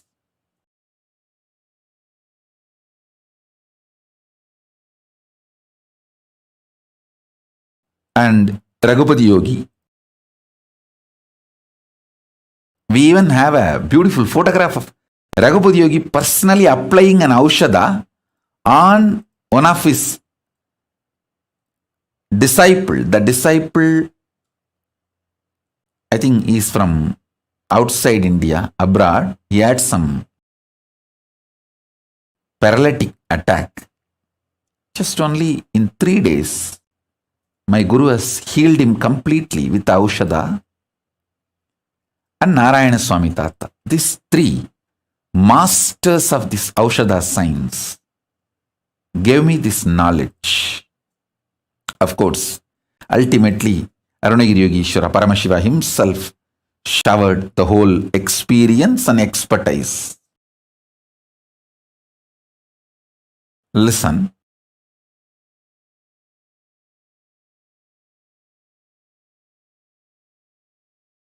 Herbs can be programmed. Plants can be programmed. Consciously programmed. This is the Hindu materia medica science. If somebody,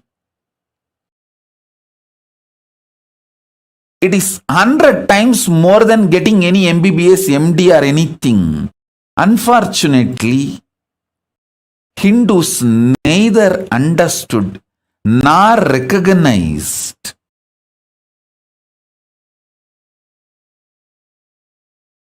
due to the continuous persecution done on them, genocide done on them. All the knowledge of the Hindu tradition was destroyed, and even Hindus are made to lose confidence on the knowledge. And after a few generations of brainwashing, even Hindus feel all these are false, and they attack the Hindu gurus who are trying to revive all these great truths. It's like some part of your own body destroying your body, like autoimmune disorder. Hindus have been infected by the anti-Hindu elements with the autoimmune disorder. Part of your own body destroys your body, like HIV virus, this AIDS. That kind of a mental setup has been infused. Consciousness has been infused into Hindus. And unfortunately, due to this hundreds of years of persecution, and making sure all this knowledge not available to common Hindus.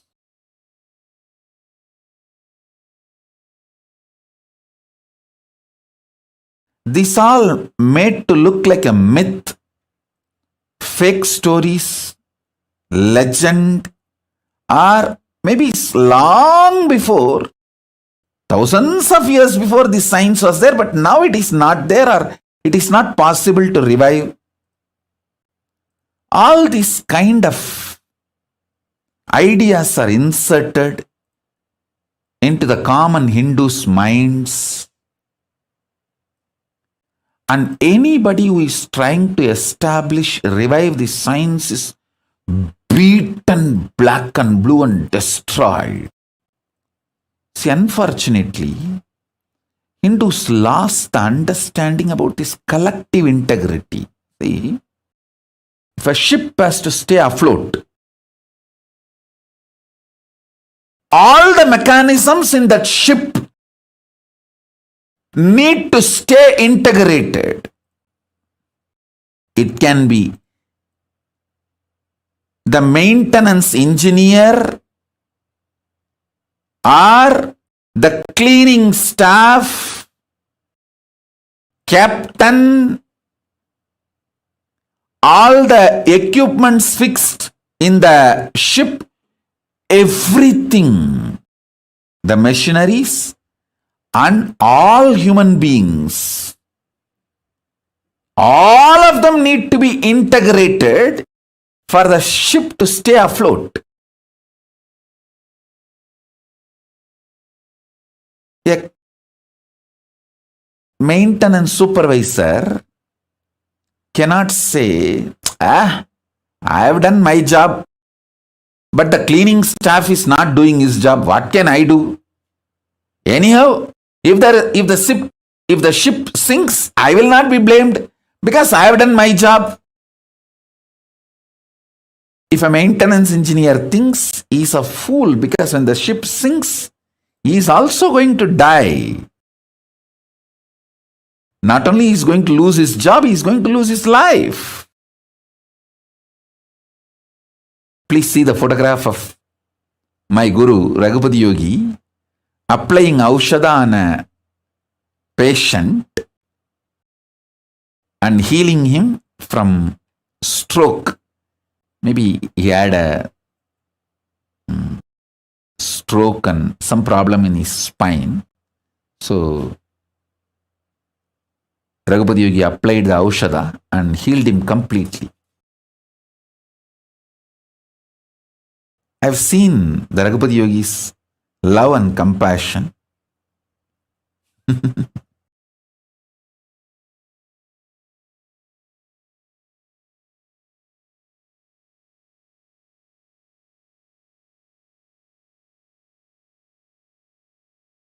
Now listen, let me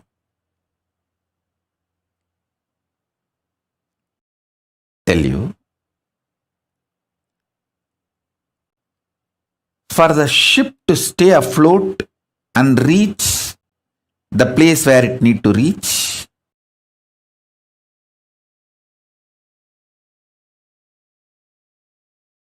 everyone in the ship need to be integrated. It's called collective integrity. A maintenance engineer cannot think, oh, I have done my job, but the fuel manager is not doing his job, or the cleaning person is not doing his job. So if the ship sinks, I will not be blamed. I will not be questioned. I am safe. Let whatever happens to others, or whatever others do or don't do, what is there for me? That level of integrity will not work for the ship to stay afloat. This is exactly done by the Hindus. In the modern day, everyone says, oh, I have tried my best. I have done my best. But others are not doing. What can I do? I have seen this as a typical mold. Same narrative. Whether it comes to reclaiming the political legitimacy of the Hindus, or reclaiming their temples, or reclaiming their organizations and religious freedom, or any guru's organizations running, please understand, any problem Hindus are facing, still being the slave, please be very clear, any Hindu not living under the Hindu constitution is a slave. This is a definition. How the Muslims are very clear. If you are not living under the Islamic law, Islamic constitution, you are a slave. So be very clear. Hindus should understand, if you are not living under Hindu constitution and Hindu law, if you are not living somewhere, please listen. Let me put it very clearly. If you are living in a place where Veda Agamas are the constitution and Manusmriti is the jurisprudence, you can freely declare, you can openly declare, you are a free Hindu. You are a Hindu with freedom to practice Hinduism. Anyone living anywhere where the Veda Agamas are not constitution and Manusmriti is not jurisprudence, you are a slave. At least realize it. Wake up to the truth, reality. What you should do, all that I don't know. I'll at least tell the truth. At least wake up to the truth. Be very clear about it. So whether you ask the Hindus, why are you living a slavery life? Why you don't have a religious freedom? Why your temples are not under you, it's under the government? Why your temple wealth is not used for running gurukuls, the Hindu schools? Why your temple wealth is not being used to develop and spread Hindu medicines? The most funny thing, many of the so-called Hindu ashrams and Hindu organizations run Christian medical institutions. They are not realizing we have a great Hindu medical science, because the Hindu medical science is neither given legal legitimacy nor given social legitimacy. It's always under constant threat. Even though the Hindu medicinal system is its depth and breadth, everything is far more than any other medical system in the world.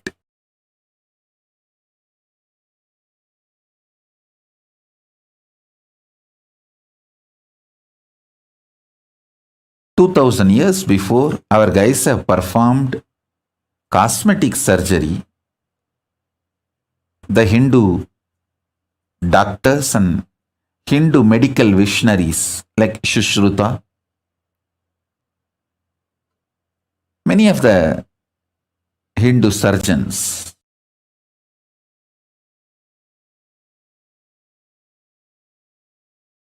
if we have developed our science and retained what we developed, today the Hindu medicine would have been the most powerful. And Hindu medicine is always about the healing and cure. It has nothing to do with monetizing. See, the Hindu medicine is kept in pure form without economical agendas and political agendas by being kept with the Brahmanas. Neither the economical agendas of the Vaishyas can interfere, nor the political agendas of the Kshatriyas can interfere with the Hindu medicinal system. The whole knowledge was vested with the Brahmanas. And please, all of you understand, when I talk about the Varna, it is based on the quality of a person, not by birth.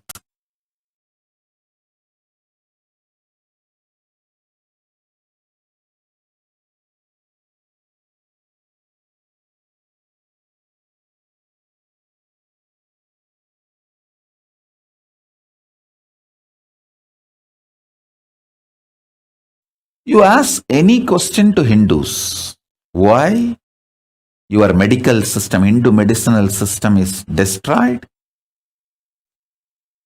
Why you guys are not having any respect for the greatest and oldest jurisprudence, the Hindu law Manusmriti? Everyone will have one answer. Oh, I am done, I am doing whatever I can, but others are not doing. What can I do? Exact answer. A maintenance engineer in a ship, if he gives, what will happen to the ship? That exactly same thing is happening to these guys.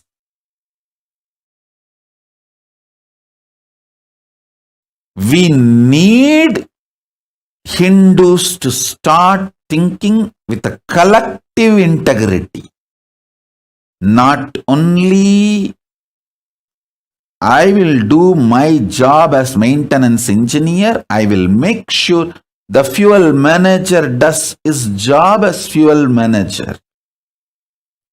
And cleaning person does his job as a cleaning person. We need that kind of an ecosystem for Hinduism to be revived. I decided very clearly that can be done only in a place where we have political legitimacy and political sovereignty. With the grace of Paramashiva, I got a place. Maybe small, but I got a place with a political legitimacy and political sovereignty for Hinduism. Hindu nation, Kailasa. Only in this place, this collective integrity ecosystem can be built. A maintenance engineer spends 60% of his working time for his job and the other 40% to integrate with other teams and make sure the other teams are also in integrity so the ship stays afloat. And I tell you, many of my Adinavasis who are still there in Adi Kailash or in our ashram, or some of the Adinavasis who left, many of them are highly integrated. Unfortunately, they are not trained in this vision, science of collective integrity. See, many of them are very highly integrated. They say, I have done my job. I am very integrated. Swamiji knows. What can I do if others are not doing? That is not going to bring the result if a maintenance engineer, even if he is highly integrated and he doesn't care about the fuel manager properly adding fuel to the ship engines, the ship is going to sink. And maintenance engineer may not be blamed, but he is going to lose his job and life. many of the individually integrated people in my Sangha missed this truth. Only with the collective integrity the ship can stay afloat. If not, you may not be blamed because you have been integrated. But the final result is not going to happen. You are also going to lose your job and life both. Thoroughly understood. Hindus have been beaten too long. And maximum they have the energy only to be individually integrated. They don't have energy to manage the collective integrity. So only the captain has to be responsible for the collective integrity.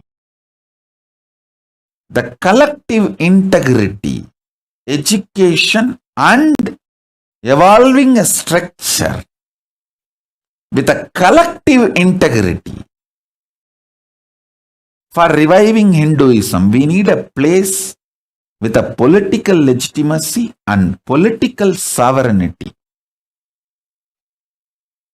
With the blessings of Paramashiva, Ganapati, Kalabhairava, all the gods and goddesses of Kailasa, Bhuma Devi, we got a place for Kailasa with the political sovereignty and legitimacy. We have a place. More than one place, actually. We have a place now, more than one place.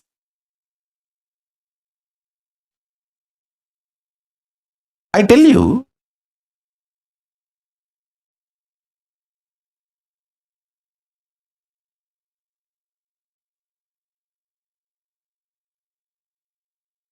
I have to do it. I cannot waste time in blaming, in cursing. I don't have time for that. I'm already 43. I have to do it. Of course, the grace of Paramashiva, we did it. We have a place now. The base is ready. Now the collecting the individuals and organizing. Even now I can see I have amazing individuals who are so highly dedicated and integrated to me. I can name every one in front of me. If you see the integrity of Ma Divyananda, she is equivalent to a Nayanmar. Push Murugai and Saras Murugai. Sumati, Ma Parameshwara, Karunananda, Ma Paramananda. I can go on reading everybody. I tell you, I never praise Ma Pranapriya, her integrity. If I need a kidney, I don't need, I will never need, I am very healthy and I am going to live a healthy life. I am giving you, for example, if I need a kidney, I will take only from Ma Pranapriya because she will not even repent 1 second, oh, I gave my kidney to Swamiji. That kind of integrity. But this individual's integrity will not be enough. We need collective integrity.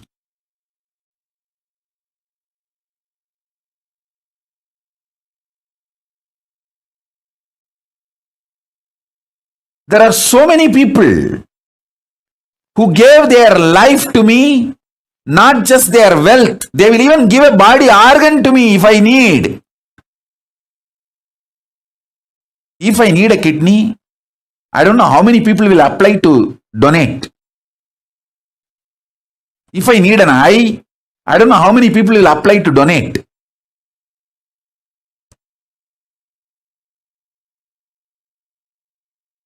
I have such highly integrated, dedicated, devoted people. But unfortunately, none of them understand that it is a collective integrity which is needed to make Kailasa successful. Not just individual integrity. Everyone is so happy and satisfied and fulfilled. I am individually integrated to Swamiji. Hey, that is not enough.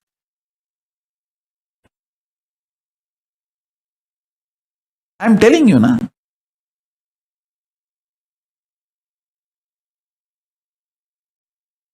Pushp and Saras Murugai. I am giving you an example. Saras Murugai and Pushp Murugai. They gave all their wealth to me. Sarvavari Tyagis. Not even 1 second they even felt did they do right or wrong. They know for sure giving everything to Swamiji is the ultimate right best thing.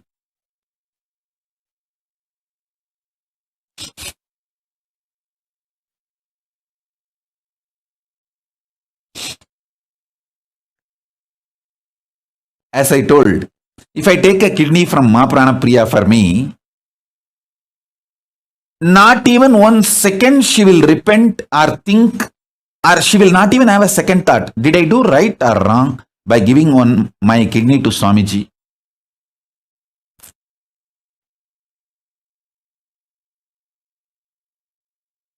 Never ever she will have a second thought.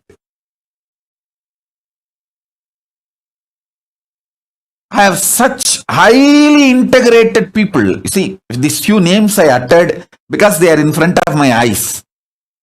And I have long list. The names I have not uttered.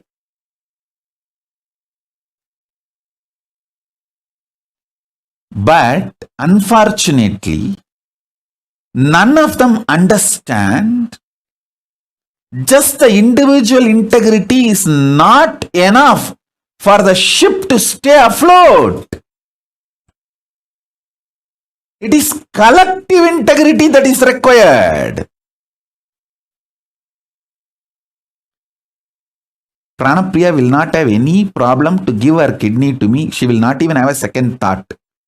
But she cannot go for rounds all over the campus and make everyone work and keep everyone's integrity. Because she doesn't understand. It is collective integrity that keeps a ship stay afloat.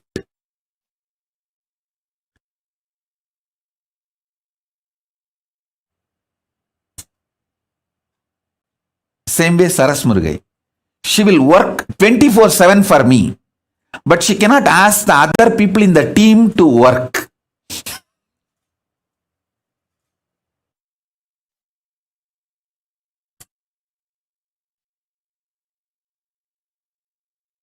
I tell you, this is one of the biggest curse Hindus are suffering. Everyone feels, oh, I am integrated. I will do what I need to do. Others are not doing. What can I do?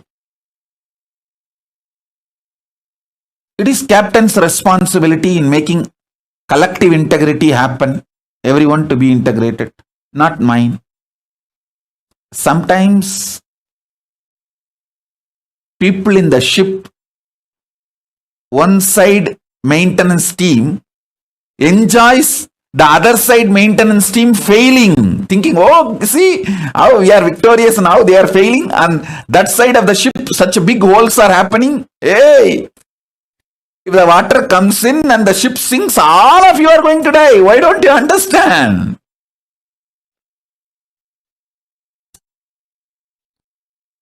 Hindus lack this understanding.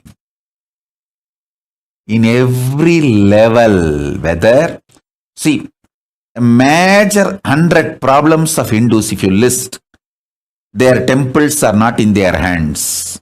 All the income, money comes to the temple. For spreading Hinduism is not used for that purpose. And all the wealth dedicated and donated for Hinduism by their ancestors is not used for that purpose. Somebody was telling me the other day, I'm not talking about one state or any one country, and I don't interfere in any country's internal administration and all that. I am talking to Hindus to wake up. Wherever you are suffering slavery, you need to understand. Many of the wealth dedicated by their ancestors to revive and maintain Hindu arts, Hindu medicine, Hindu spiritual truths, the wealth is not being used.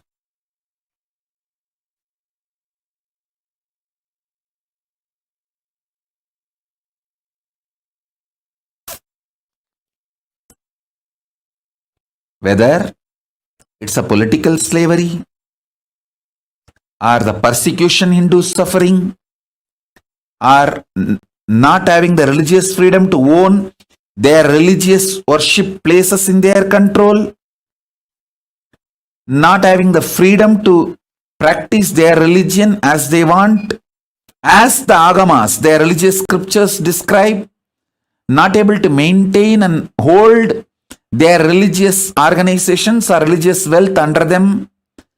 You ask any question, any problem to any Hindu thinkers, think tanks, Hindu organizations, Hindu leaders, Hindus, whether common Hindu or Hindu thinkers, ask them, any of them, these questions. Why the Hindu gurus are being attacked left, right, center through the hate speech, and systematically the Hindu organizations are pulled down, collapsed, and why Hindus are keeping quiet without defending the Hindu gurus who are the... See, Hindu gurus are attacked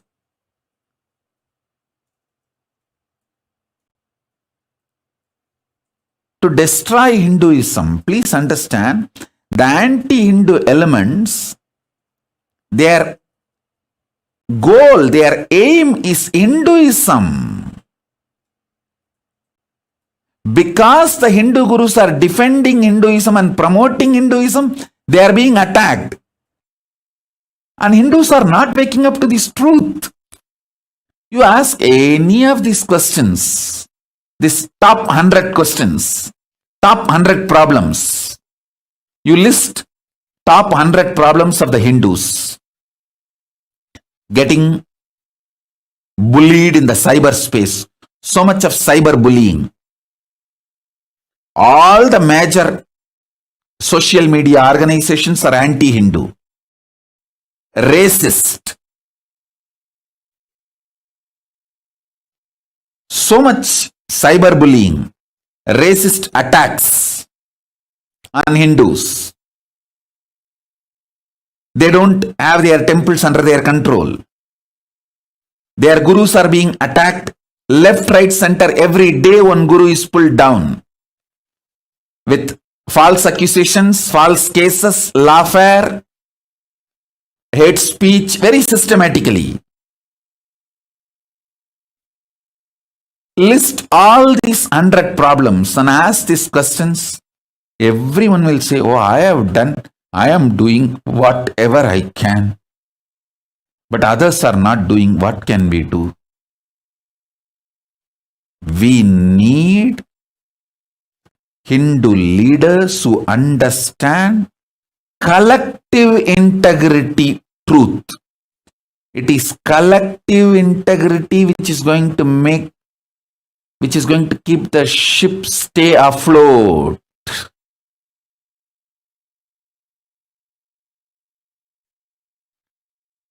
even if you have only 10 people in your team, if you are able to make that whole team collective integrity, your Kailasa will be successful. You can be head of a Kailasa and it will be successful.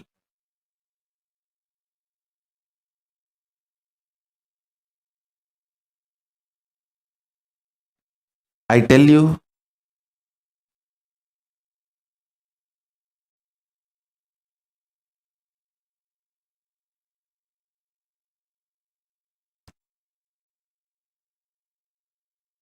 in every level,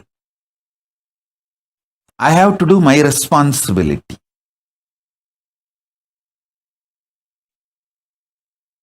In my responsibility, things to do list, foremost, first priority is to bring all the great superconscious gifts from Kailasa and share it with you all. That's my first priority. As I told,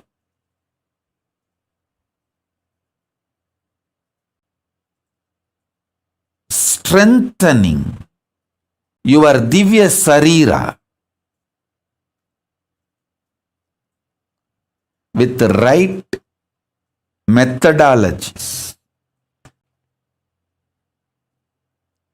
making your body sattvic through yoga, right aushadha and sattvic food,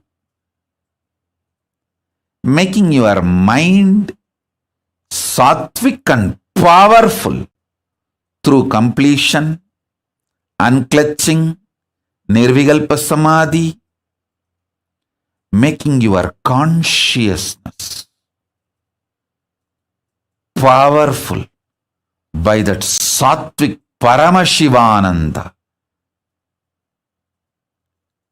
introducing literally the existence, conscious existence of Paramashiva. You just know Paramashiva is alive and he is in me.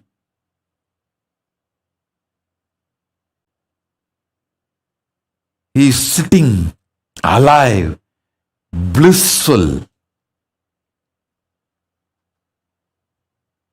with his broad Swarupa.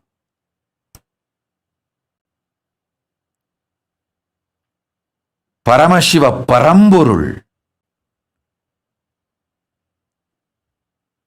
knowing he is alive in you.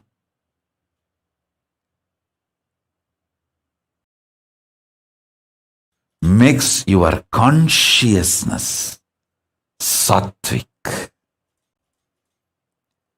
My first and foremost responsibility is to bring these great gifts to all of you.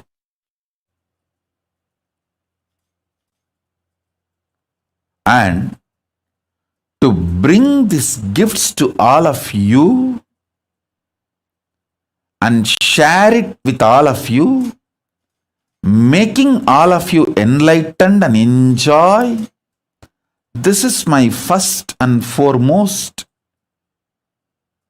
responsibility, and this is my first priority.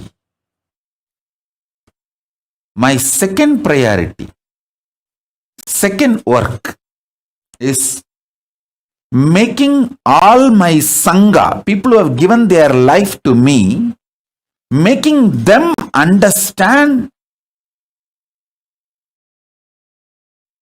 the great truth of collective integrity. As I told,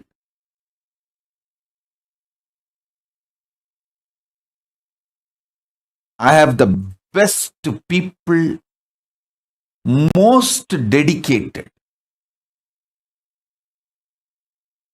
One of the most sweetest message I received in last few days is Akhil Kodali sending me message, Swamiji, please come to Satsang. I miss you too much. I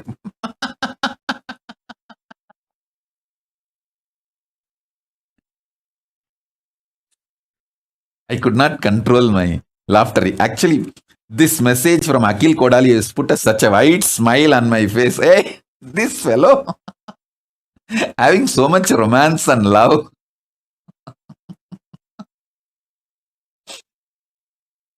I tell you, I have best people around me.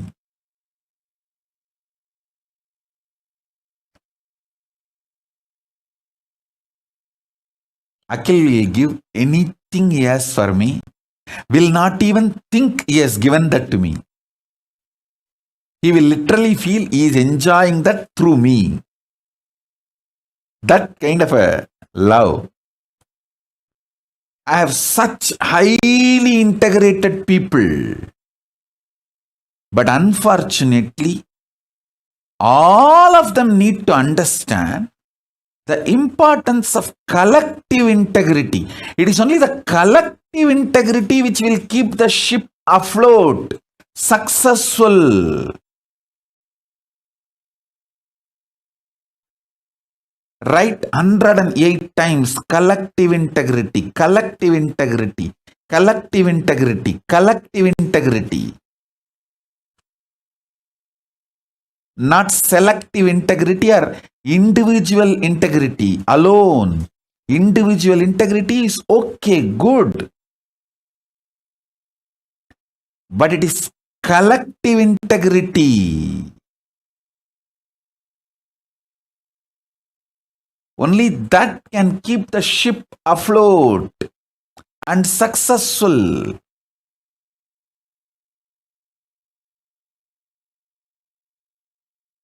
My second responsibility is making my Sangha, Kailasa, all the people who gave their life to me, who gave their individual integrity to me, making them realize collective integrity's importance.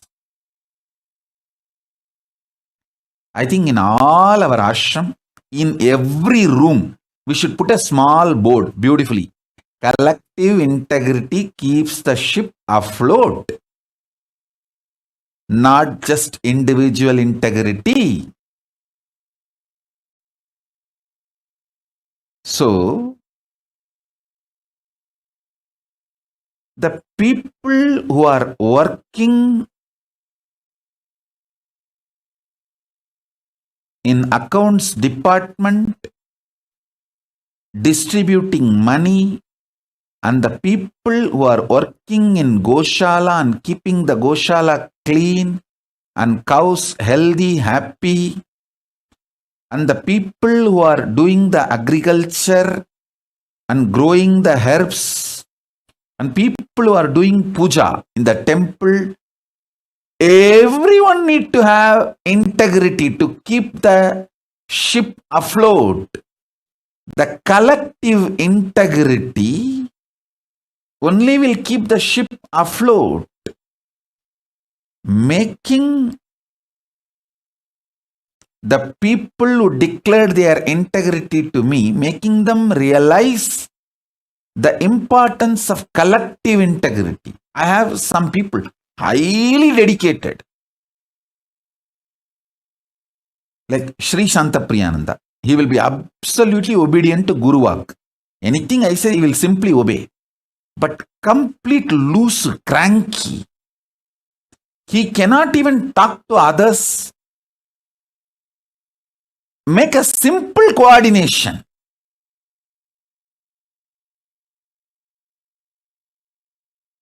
Even simple coordination he cannot do.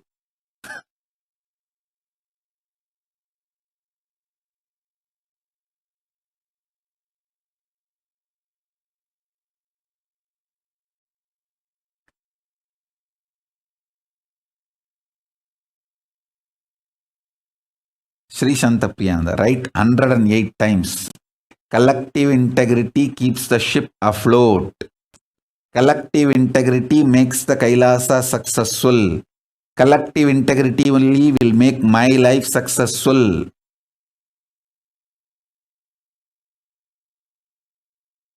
If one department fails,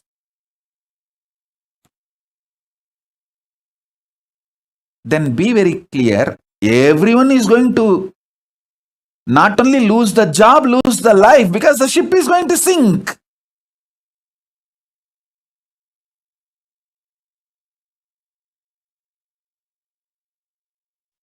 In all our ashrams, all our temples, all our monasteries, all our gurukuls, we should have a clear board. Almost like every hall, every room, even the devotee's house where you are literally living like an extended Kailasa, you should put a board. It is collective integrity that makes your life and Kailasa successful. People who can make collective integrity successful are the leaders. Working with others, whatever need to be done, making it happen.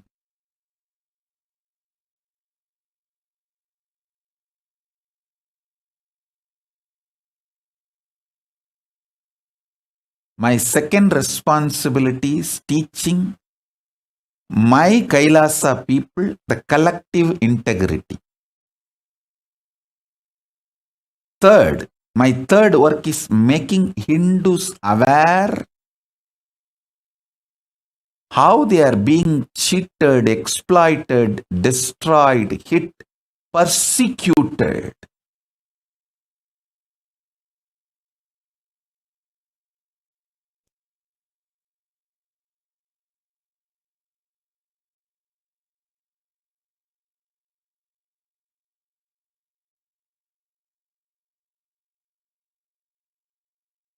I tell you,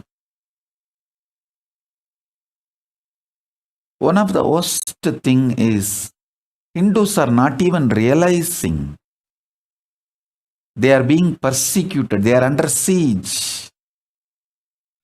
Very active war is going on.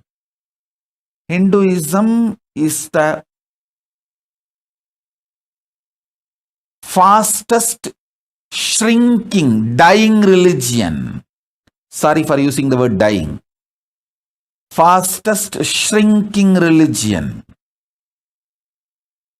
Go and see the statistics. Don't try to come and kambusutufai here.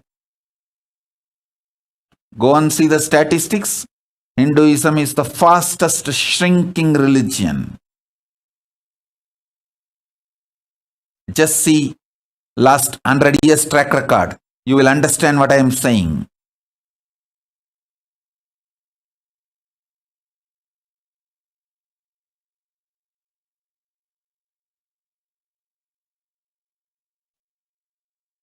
These three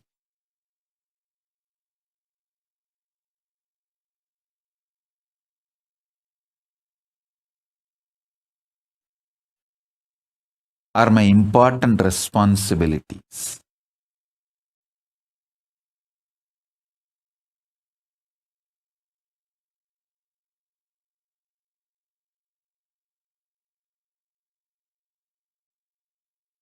Let me do my first responsibility.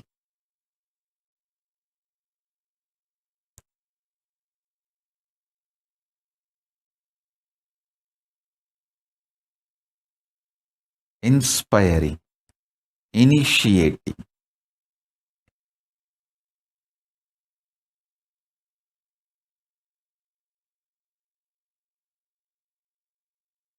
making all of you understand in every level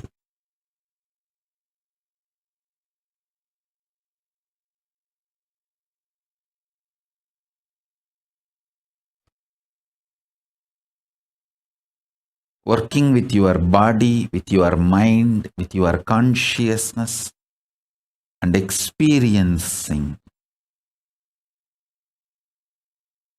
Divya Sarira, the divine conscious body.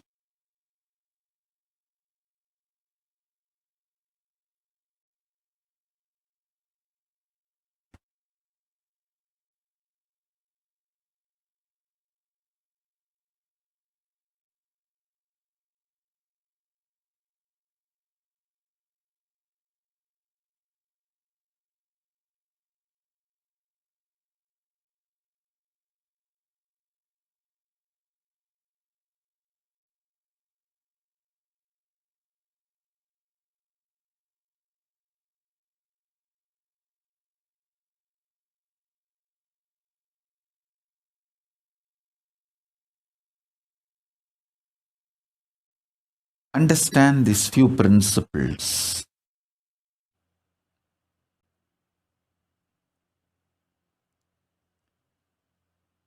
These few principles which I am going to share with you all now are like universal. Sarvabhaumya.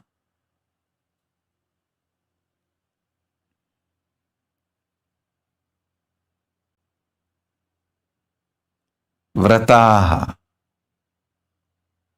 These are like universal vows, universal principles.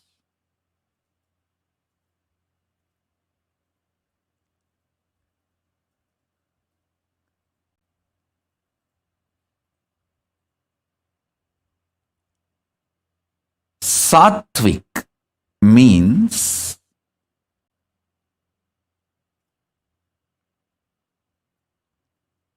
anything which awakens the qualities of consciousness in you, like extreme love, fulfillment. I tell you,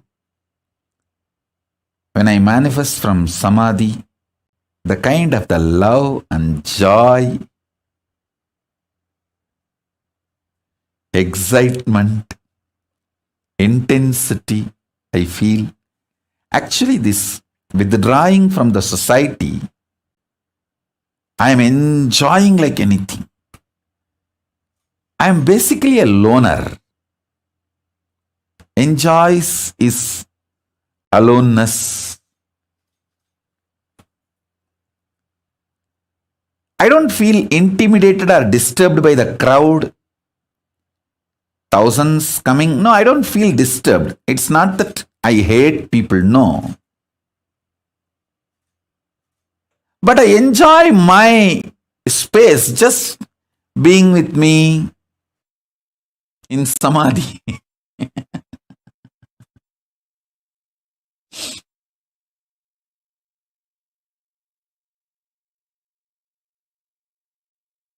It is such an extraordinary living joy,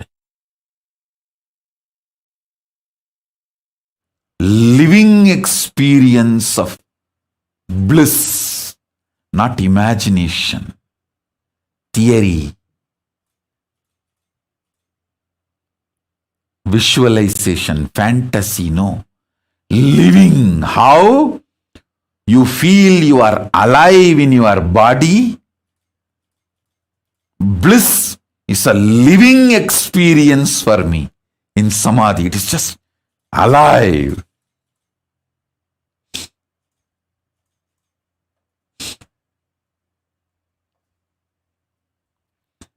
Anything infuses that bliss, alive, as living experience in you is sattva.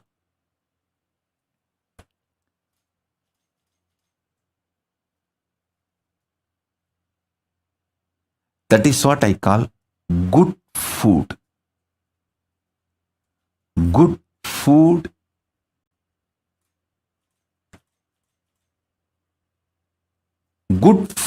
is sattva. Sattva is the good food.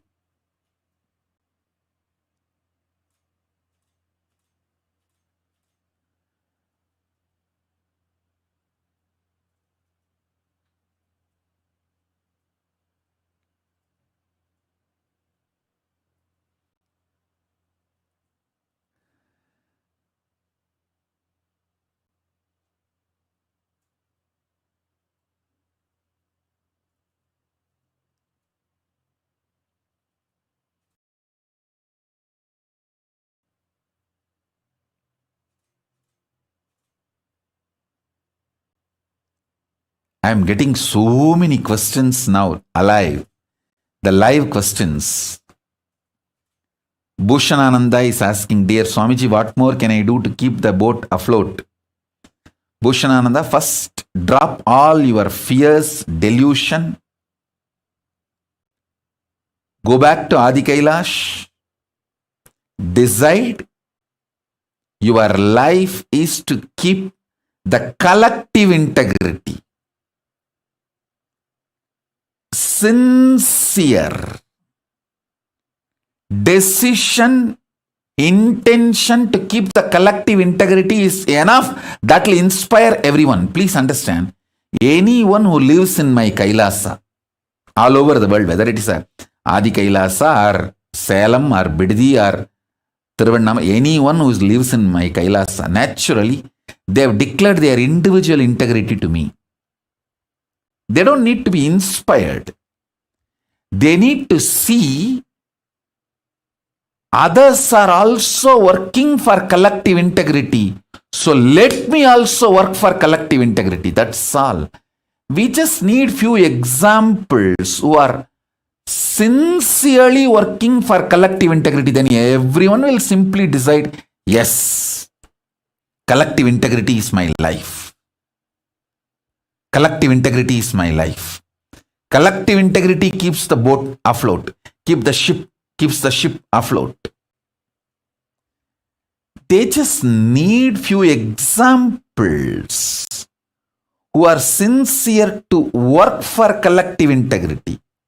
Bhushanananda, go to Adi Kailasa, be an example. Through your sincerity, show that you want everyone to come to collective integrity. Constantly holding the space, talking to everyone, reaching out to everyone, inspiring everyone, educating everyone about the collective integrity and how only collective integrity is going to make the ship afloat. Individual integrity alone is not enough to keep the ship afloat. You realizing and making everyone realize, that will only make the ship afloat. Bhushanananda, I know you are integrated to me individually, but you need to work for collective integrity. That is what is the real leader. Leader is a person who works for collective integrity. Not just individually integrated. As I said, I have many people who will just be happily ready to donate their kidney for me, but cannot go around and inspire others, ask others, work with others, and make others also integrated and make the collective integrity.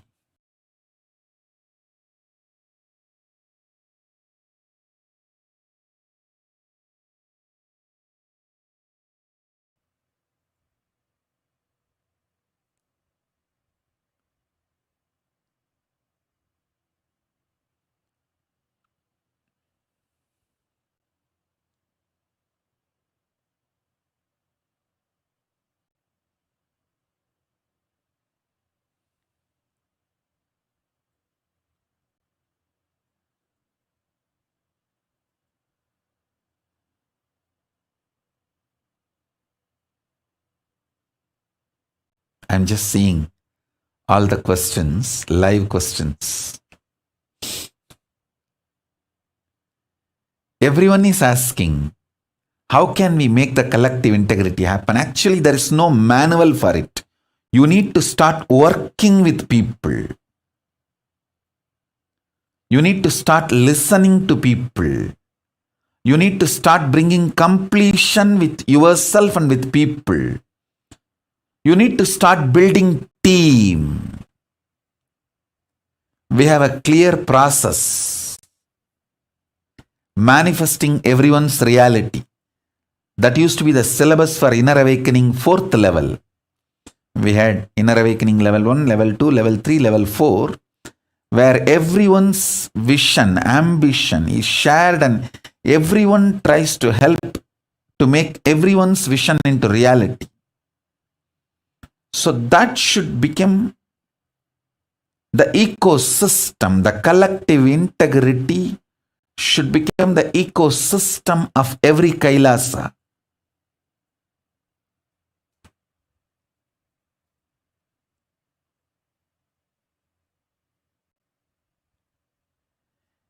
Any Kailasa where the collective integrity become ecosystem, that Kailasa will be successful. That's all.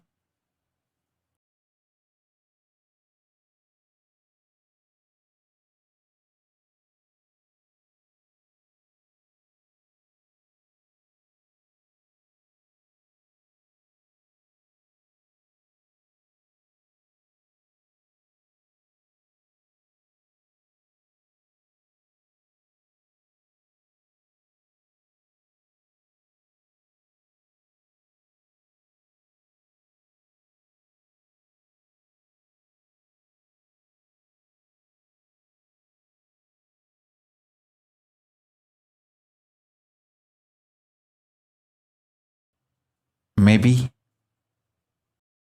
you can all think about collective integrity and have a Vakyartha Sadas about collective integrity.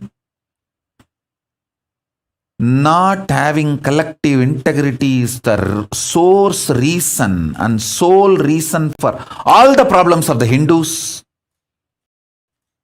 Any Kailasa brings collective integrity as the ecosystem will be successful and solve all problems of Hindus.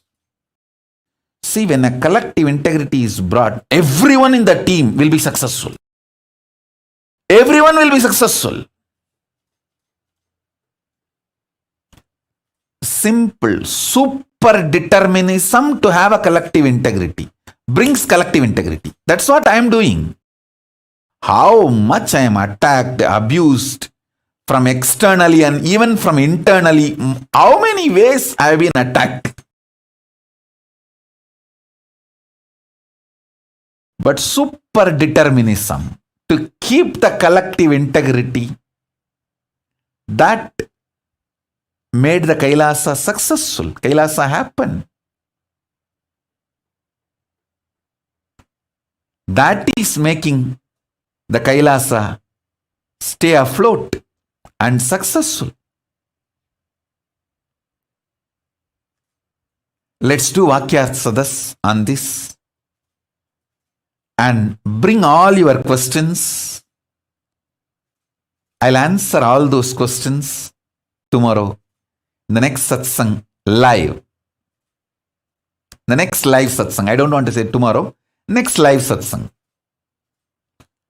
And also we will start the Parashakti, Paramashakti, Devi Bhava Darshan and Akashic readings.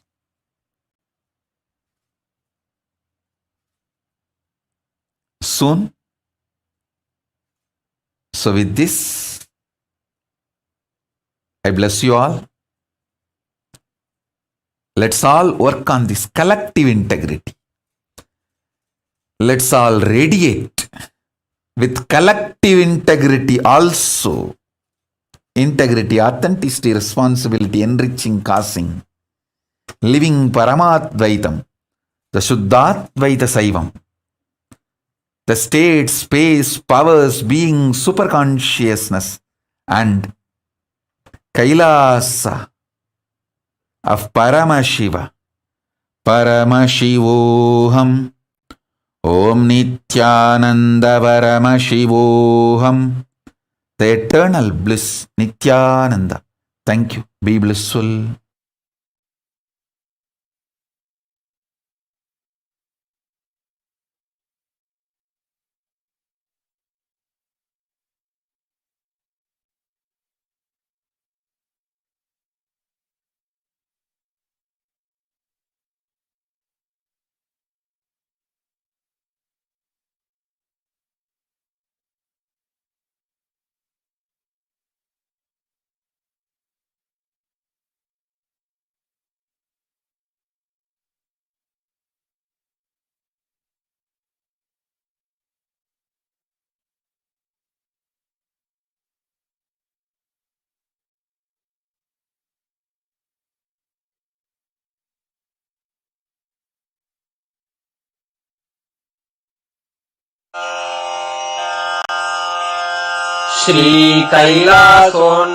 श्रीकैलासोन्नतद्वादशान्तः Shyamala पीठारूढ